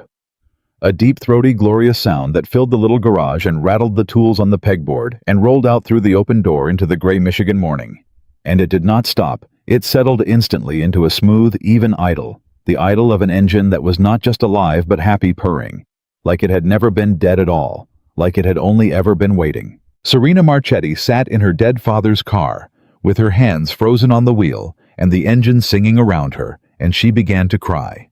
Not the silent tears from the floor 2 days before, but great gasping, helpless sobs, her whole body shaking. 8 months of grief and 8 years of missing her father, and a lifetime of watching takers win, all breaking loose at once. And through the windshield, she saw Wade Coleman standing there with his daughter's hand in his, and he was not smiling exactly. He had his eyes closed and his face turned up slightly, listening to the engine, the way he'd listened to it dead. And there were tears on his face, too, running down into the stubble. And Grace was looking up at her father, with her mouth open in wonder. "You hear that, Gracie?" Wade said, his eyes still closed, his voice thick. "You hear that?" "It's so loud," Grace whispered. "Yeah." Wade opened his eyes. But it wasn't the loud thing that was ever the answer, remember. It was the quiet thing, one little part smaller than my fist, that everybody was too busy to hear. He looked at the roaring, glorious car, and then down at his daughter. The whole world drove right past it, baby. 17 of the smartest men alive, and it was there the whole time, just waiting for somebody to get quiet enough to hear the truth. Serena finally killed the engine and climbed out of the car on unsteady legs, and she crossed the garage and did something that startled all three of them. She threw her arms around Wade Coleman and held onto him like a drowning woman, and Wade, after a frozen second, put one arm around her shoulders, and over her head, he met Grace's eyes, and Grace was grinning like the sun coming up. "Thank you," Serena said into his shoulder over and over. "Thank you, thank you, thank you." "You're welcome," Wade said quietly. She pulled back and wiped her face and laughed, embarrassed, remaking herself into the composed woman who'd stepped out of the Mercedes 2 days before, except that woman was gone now, and they all knew it. "That's the first time I've heard that engine since he died," she said. "It sounds exactly the same, exactly, like he's—" She pressed her lips together. "Like he's still in there. Somewhere." "A machine remembers the hands that built it," Wade said. Serena looked at him sharply. "How did you— You told me 2 days ago." Wade almost smiled. "I listen. It's the only thing I've ever been any good at." Rachel Bennett, who had been standing quietly by the workbench, watching the whole thing with an expression that was for a woman who did not do feeling suspiciously bright around the eyes, cleared her throat. "That was very beautiful," she said, "and I mean that sincerely. And I hate to be the one to bring the room back down to earth. But that car running is not the end of anything. It's the starting gun." She lifted her canvas bag, the one with the sealed valve and the hard drive inside. "In 3 weeks, that Ferrari goes on a stage in front of the entire automotive world. And somewhere across town right now is a man named Preston Vance who thinks he's already won, who thinks the broken engineer fixed the car and crawled back into his hole exactly like he planned." She looked at Wade Coleman, and the fight in her eyes was a live thing now. He has no idea what's coming. He has no idea that the man he buried spent 6 years building a case in a toolbox that his own paid informant just confessed on a recorded line that his stolen patent has your fingerprints scratched into steel and sealed in my bag.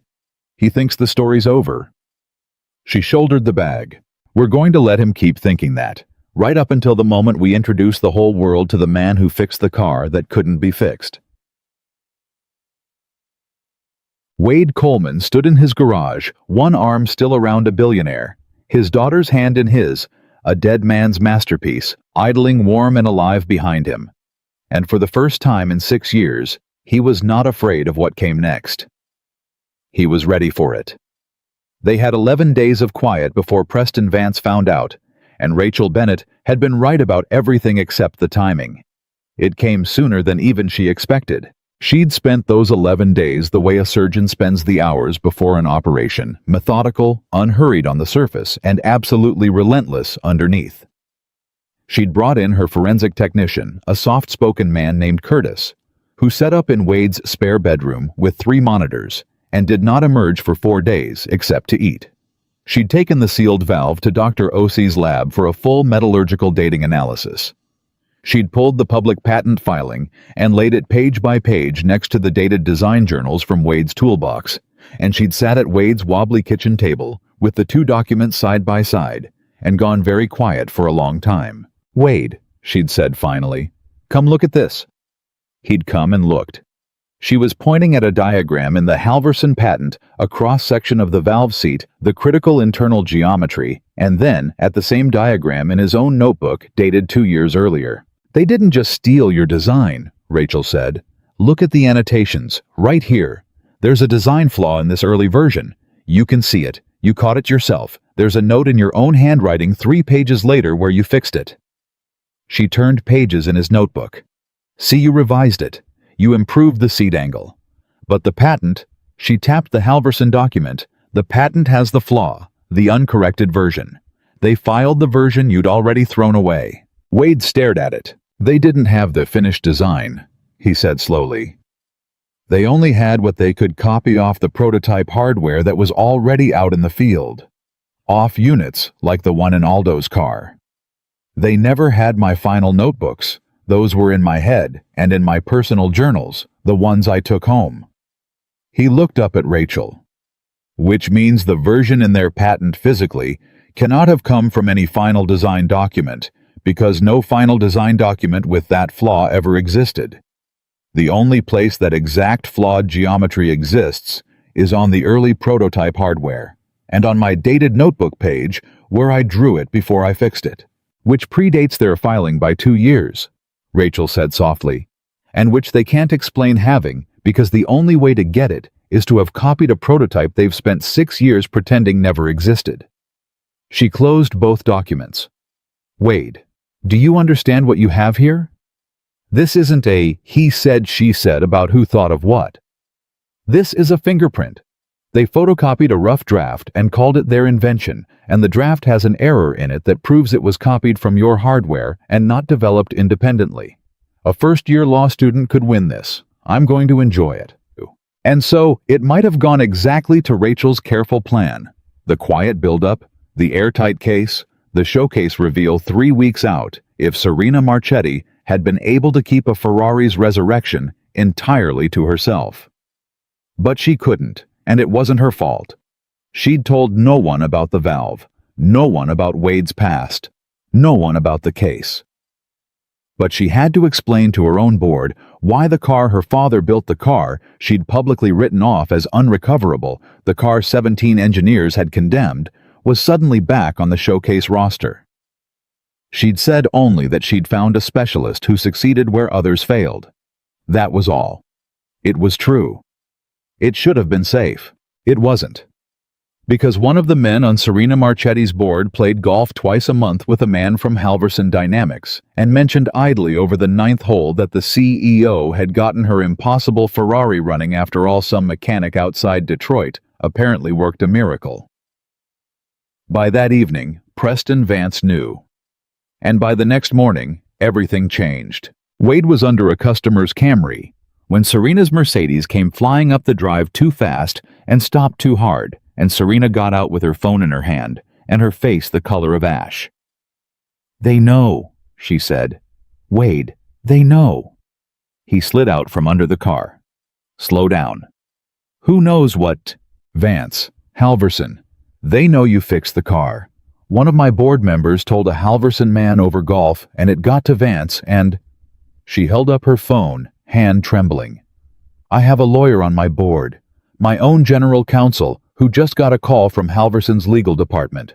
They're filing an injunction, this afternoon, to stop the Ferrari from appearing at the showcase." Wade got to his feet slowly, wiping his hands. "On what grounds it's your car?" "On the grounds that the car contains proprietary Halverson technology," Serena said, reading from her phone, her voice climbing, "and that displaying it publicly would constitute unauthorized commercial use of a patented Halverson component, and that the—" She looked up, and her eyes were wide with fury and fear. "The mechanic who serviced it.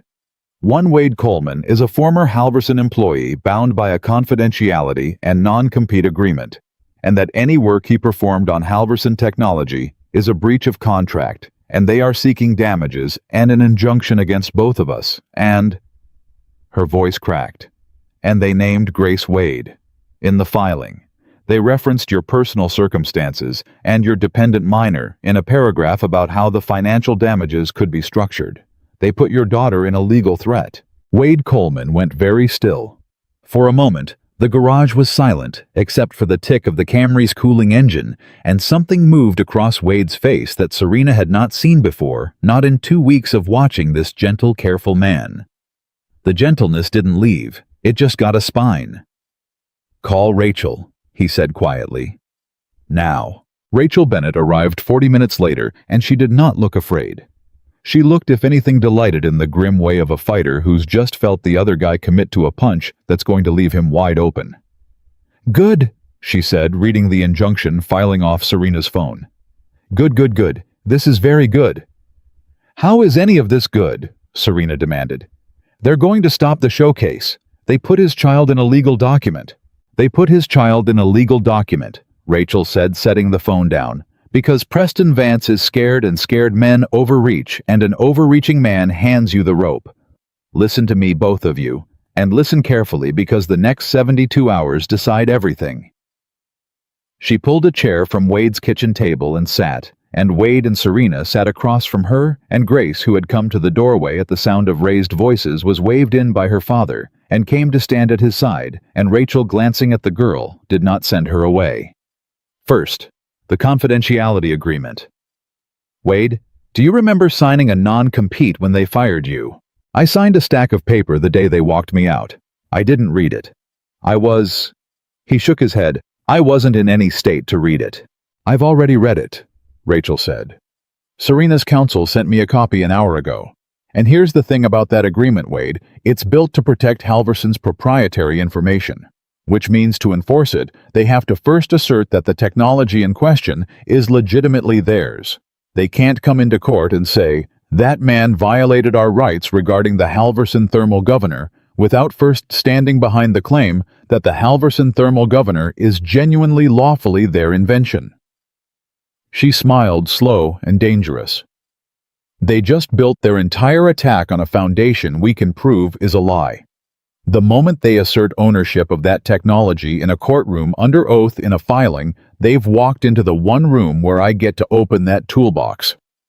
They're not stopping the showcase, Wade. They just turned a marketing event into a courtroom, and they did it themselves, and they did it in a hurry, and they did it angry. That's not a threat. That's a gift." "And Grace," Wade said, and his voice was low. "They named my daughter." Rachel's face changed. The delight went out of it, replaced by something colder and more personal. "Yes," she said. "They did. And when this is over, Wade, that paragraph, the one where a corporation's lawyers reached into a child's life to squeeze her father. That paragraph is going to be read aloud in a courtroom, and then it's going to be read aloud by every journalist covering this story. And it is going to do more damage to Halverson Dynamics than any patent claim ever could. Because juries and readers forgive a lot, but they do not forgive a giant threatening a 9-year-old. Preston Vance just wrote the headline that ends his career, and he doesn't even know it yet." She looked at Grace, and her voice softened. Nobody's taking anything from you, sweetheart. I promise you that. Your dad's got the best lawyer in the state, and your dad's got the truth, and between those two things, the people who wrote that mean paper are going to be very, very sorry. Grace looked up at her father. Are they trying to do the thing again? The thing from before? Yeah, baby, Wade said. They're trying to do the thing again. But it won't work this time, Grace said.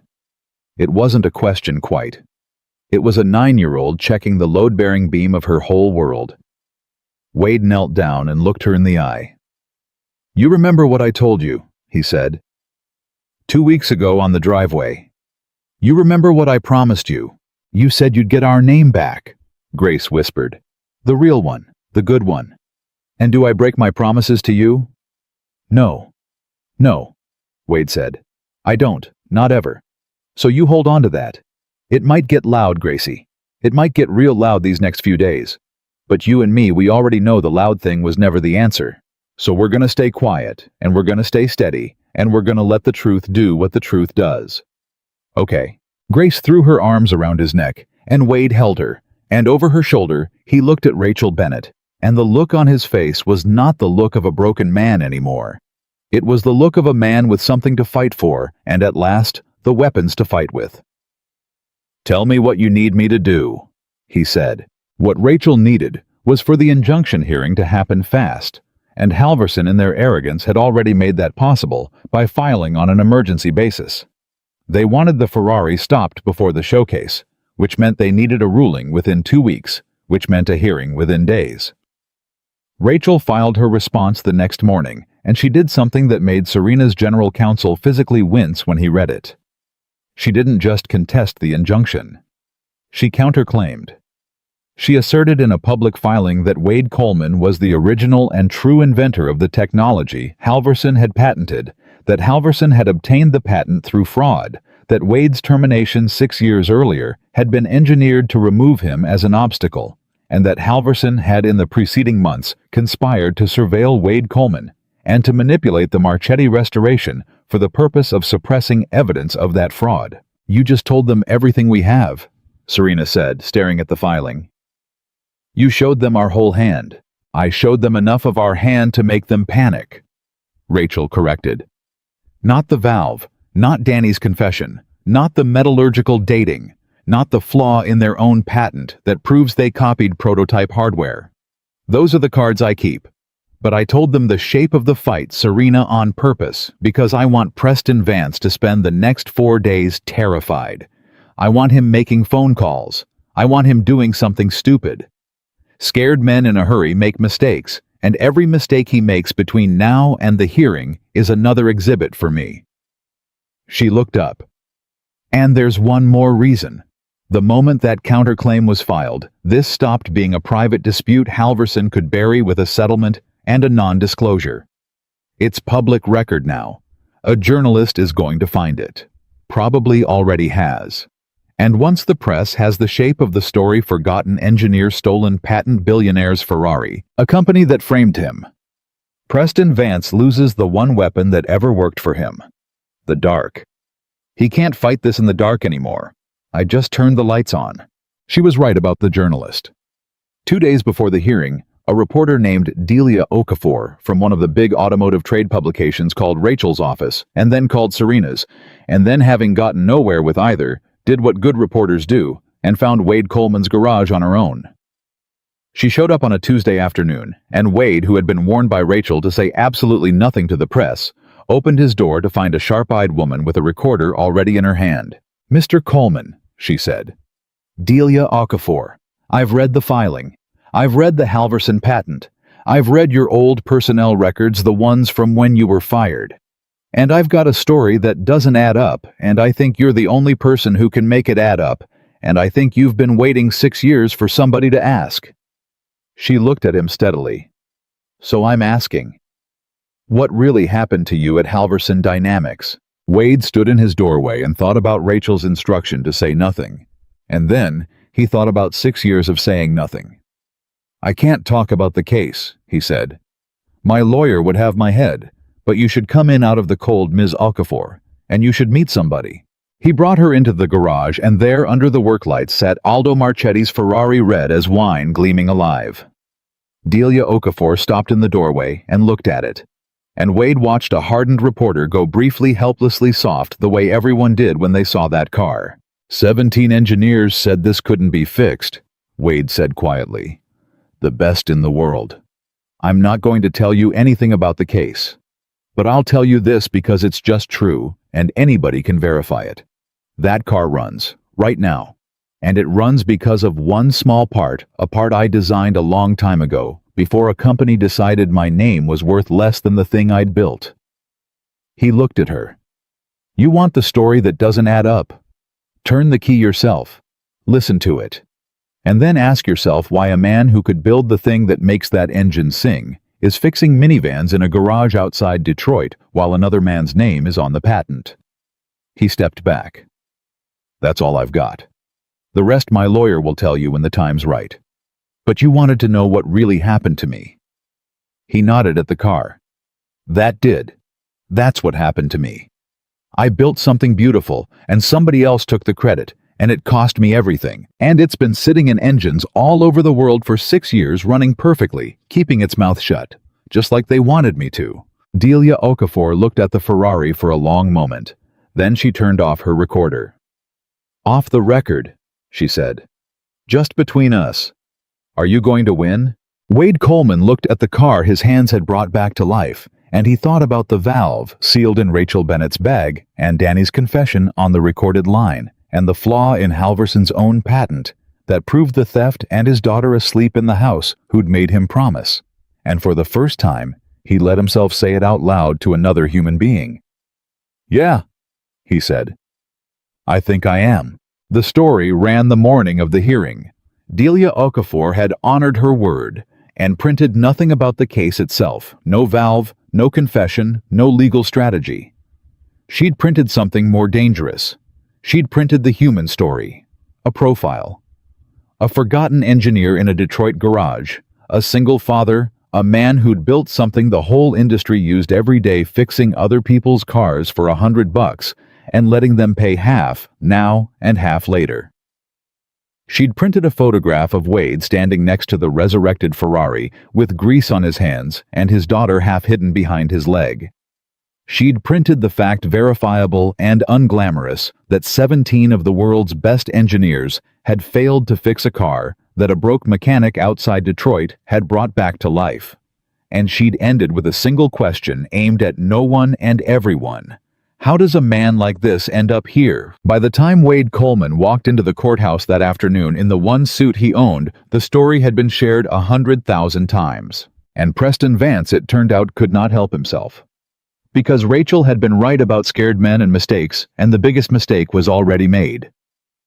Halverson's own emergency injunction had put Preston Vance in that courtroom in person, because he'd insisted on being there, because he could not stand the thought of the broken man he'd buried getting so much as a hearing without Vance there to watch it fail. He sat at the Halverson table in a suit that cost more than Wade's truck, flanked by 4 lawyers, and when Wade walked in, Vance looked at him with an expression of such casual, comfortable contempt that Serena, sitting in the gallery, felt her hands curl into fists. He thought he'd already won. 6 years of winning had taught him he always did. The hearing was supposed to be narrow, just the question of whether to grant the injunction stopping the Ferrari's appearance. But Rachel Bennett had never intended to keep it narrow. She let Halverson's lead attorney make his case. First, let him stand up and assert cleanly and confidently, and on the record, that the technology in the Marchetti Ferrari was the proprietary intellectual property of Halverson Dynamics, patented and protected, and that Wade Coleman had no right to touch it. She let him say it. She let him say it 3 different ways, pinning him to it, making the record unambiguous. And then Rachel Bennett stood up. Your Honor, she said, opposing counsel has just asserted repeatedly and unambiguously that the technology in question is the lawful invention and property of Halverson Dynamics.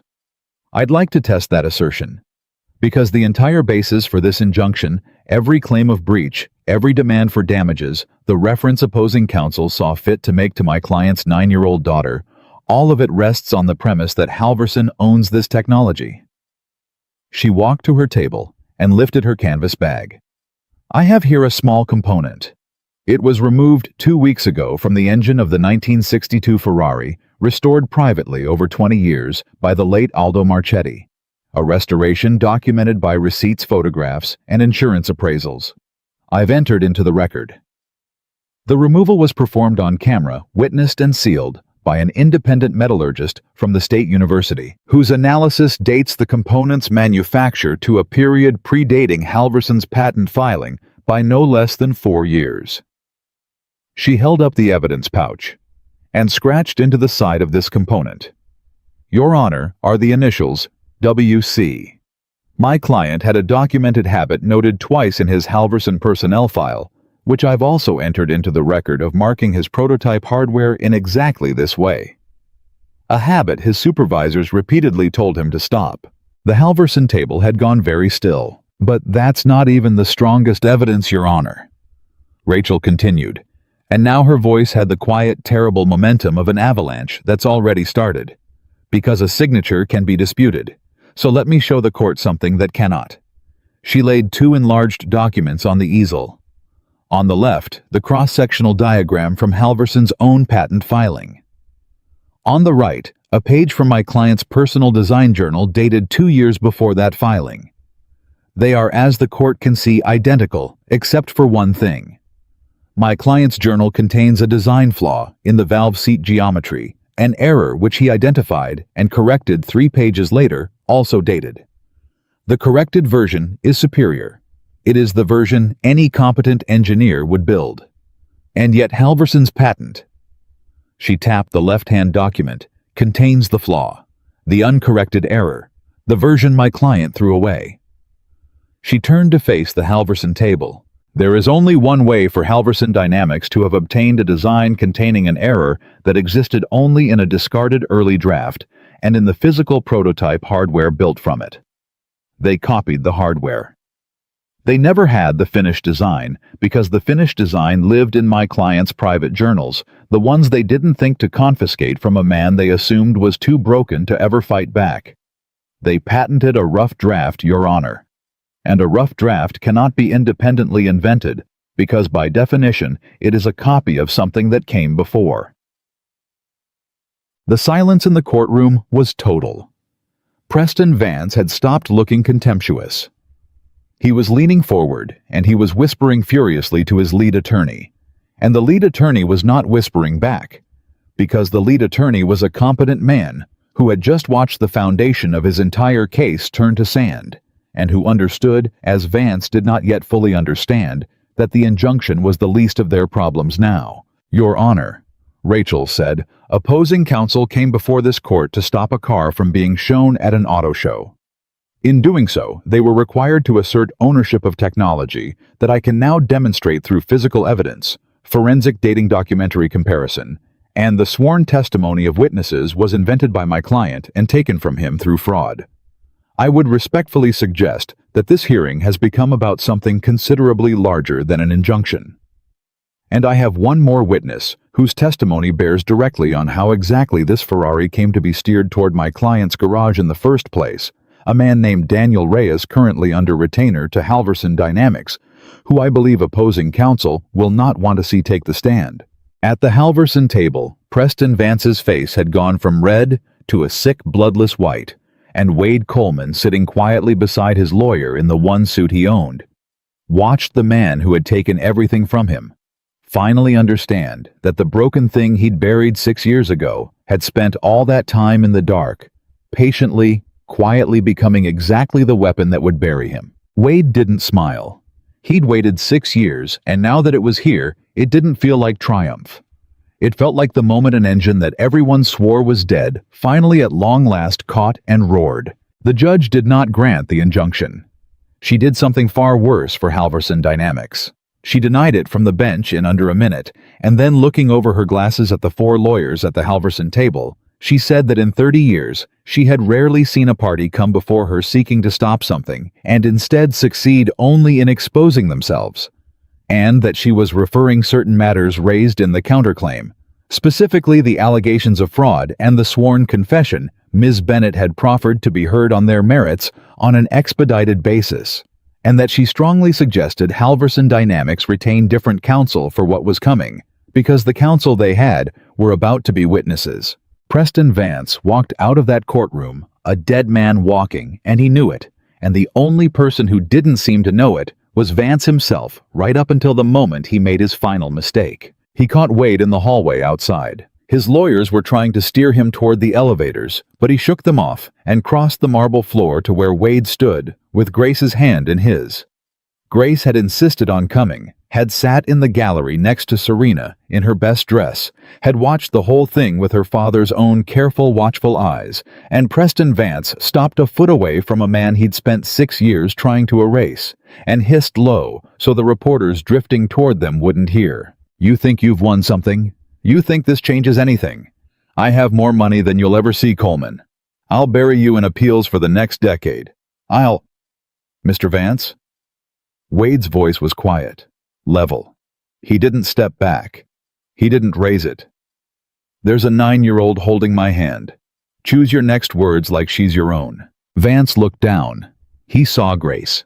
He saw her looking up at him, not afraid, just studying him the way her father studied a machine, trying to hear the small, quiet thing under the loud thing, and whatever Preston Vance saw in that child's steady gaze seemed to unmoor him completely, because his mouth worked and nothing came out.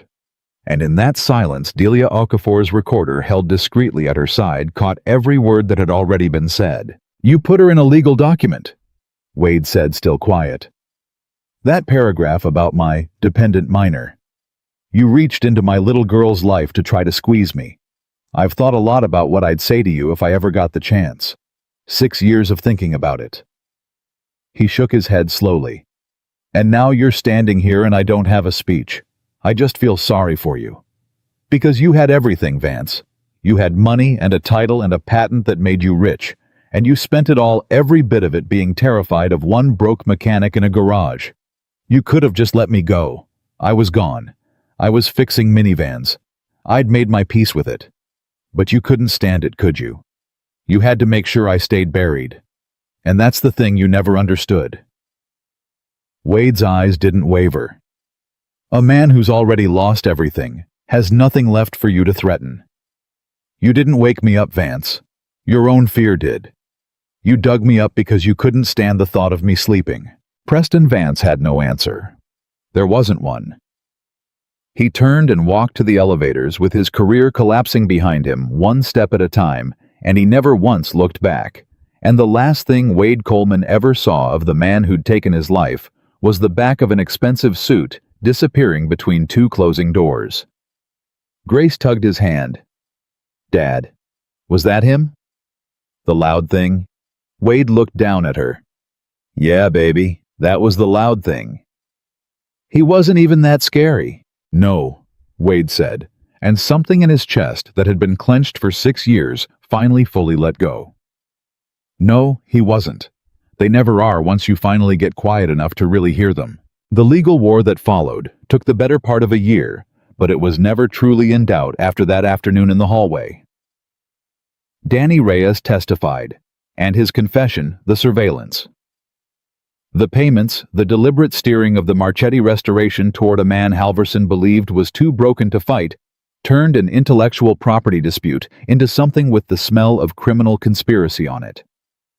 The forged emails from 6 years ago, the ones Wade had kept in his father's toolbox, with no idea whether they'd ever matter, went to Curtis, the forensic technician, and Curtis pulled the metadata apart, layer by layer, and demonstrated to a certainty no jury could ignore that every one of the approvals bearing Wade Coleman's signature had been created weeks after the failures they supposedly authorized by a workstation that had never been assigned to Wade, backdated by a hand that wanted an innocent man to hang. The patent was invalidated. Halverson Dynamics settled rather than face a jury on the fraud claims, and the settlement was enormous and sealed, but the terms leaked the way such things do, and the number that circulated in the industry press made people who'd never heard of Wade Coleman suddenly very interested in his name. Preston Vance was gone from Halverson within a month quietly, with the kind of exit that fools no one. The chairman Whitfield, the man Rachel had warned did not lose, held a press conference to announce sweeping changes and a commitment to integrity, and did not once say the name Wade Coleman, and everyone understood exactly why. But none of that. Not the money, not the invalidated patent, not the ruin of the man who'd ruined him. None of that was the thing Wade would remember when he was old. The thing he'd remember was the showcase. They held it anyway. Serena Marchetti had fought a corporation to a standstill to make sure her father's car would appear.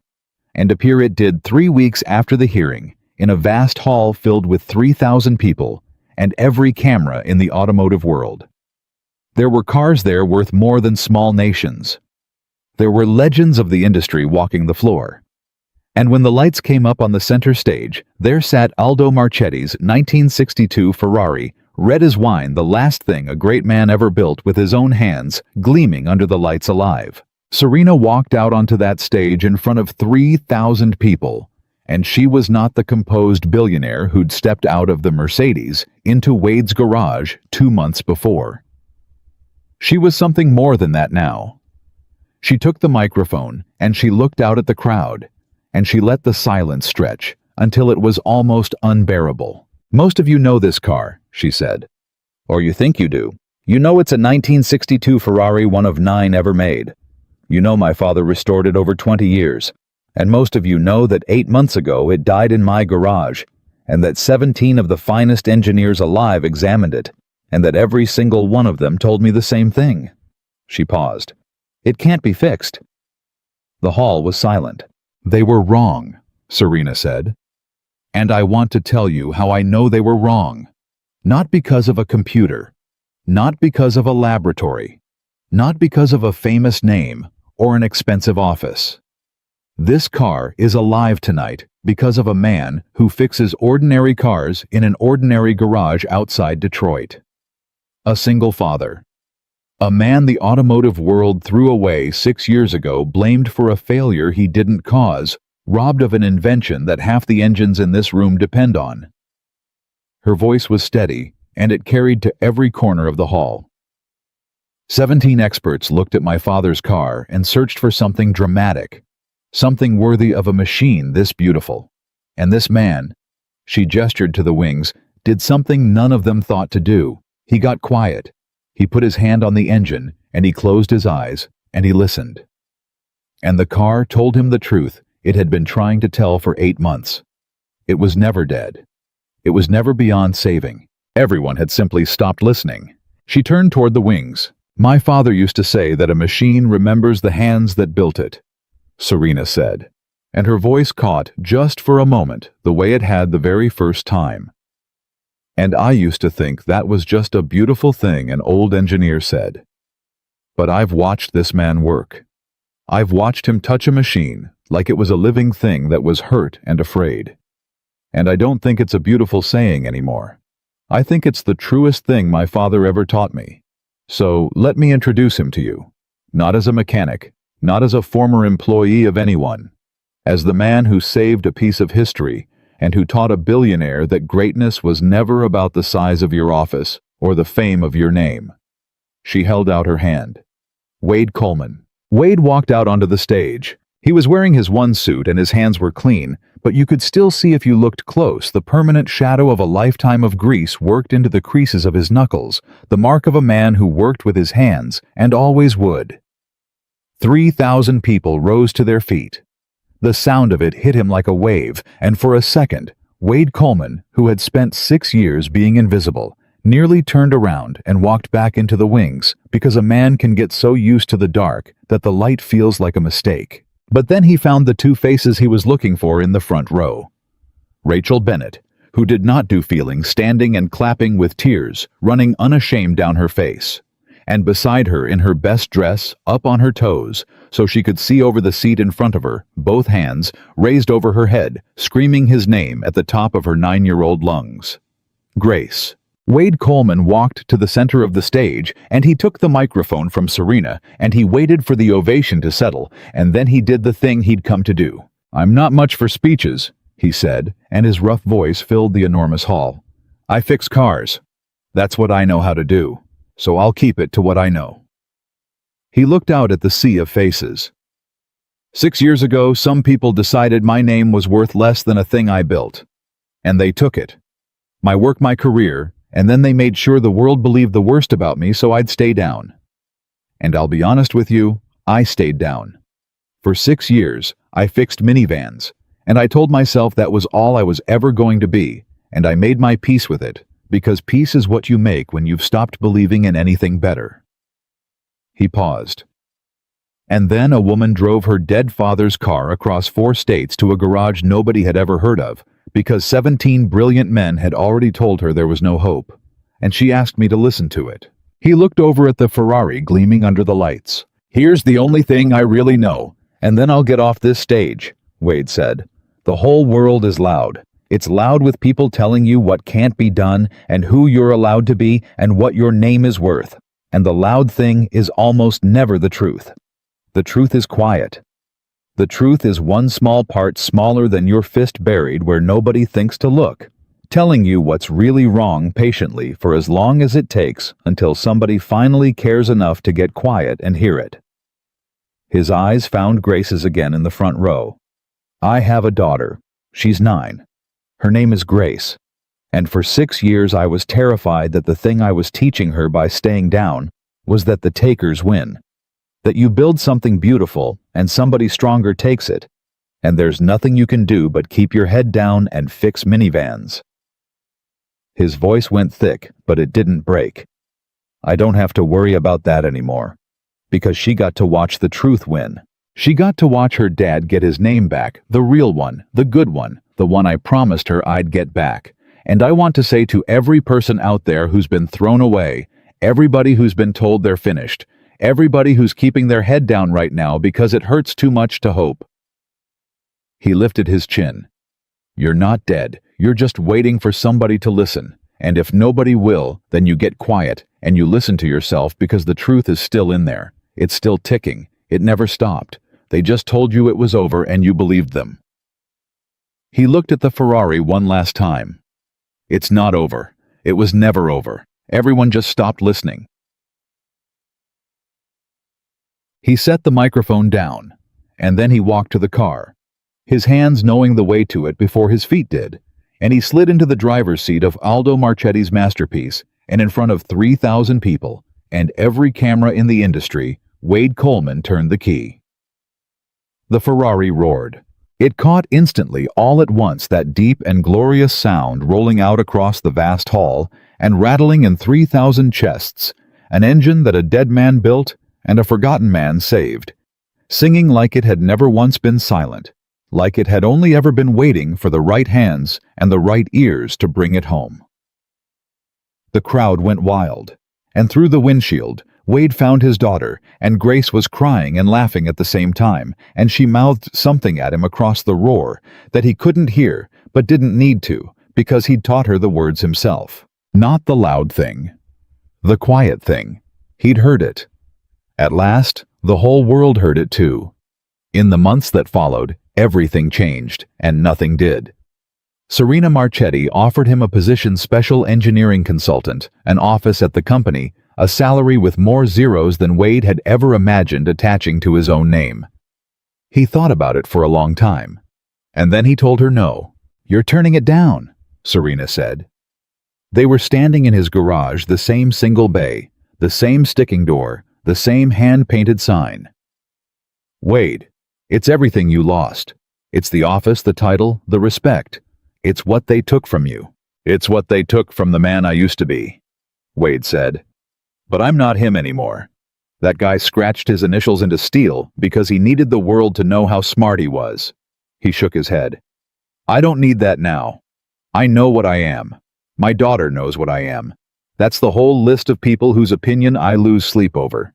He looked around the garage at his father's workbench, at his father's lathe, at the tools hung in perfect order. "Besides, somebody's got to fix the cars nobody else will touch. Somebody's got to be the guy who lets you pay half now and half whenever. If I go sit in an office, who does that? Who listens to the ones everybody else gave up on?" Serena looked at him for a long moment, and then she smiled, the real one, the one that had taken her 2 months and a resurrection to find. "My father would have liked you," she said. "He would have liked you very much." She reached into her bag and set something on his workbench.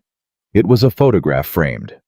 Aldo Marchetti, greased to his elbows, head under the hood of the very Ferrari that now lived again, grinning at whoever held the camera.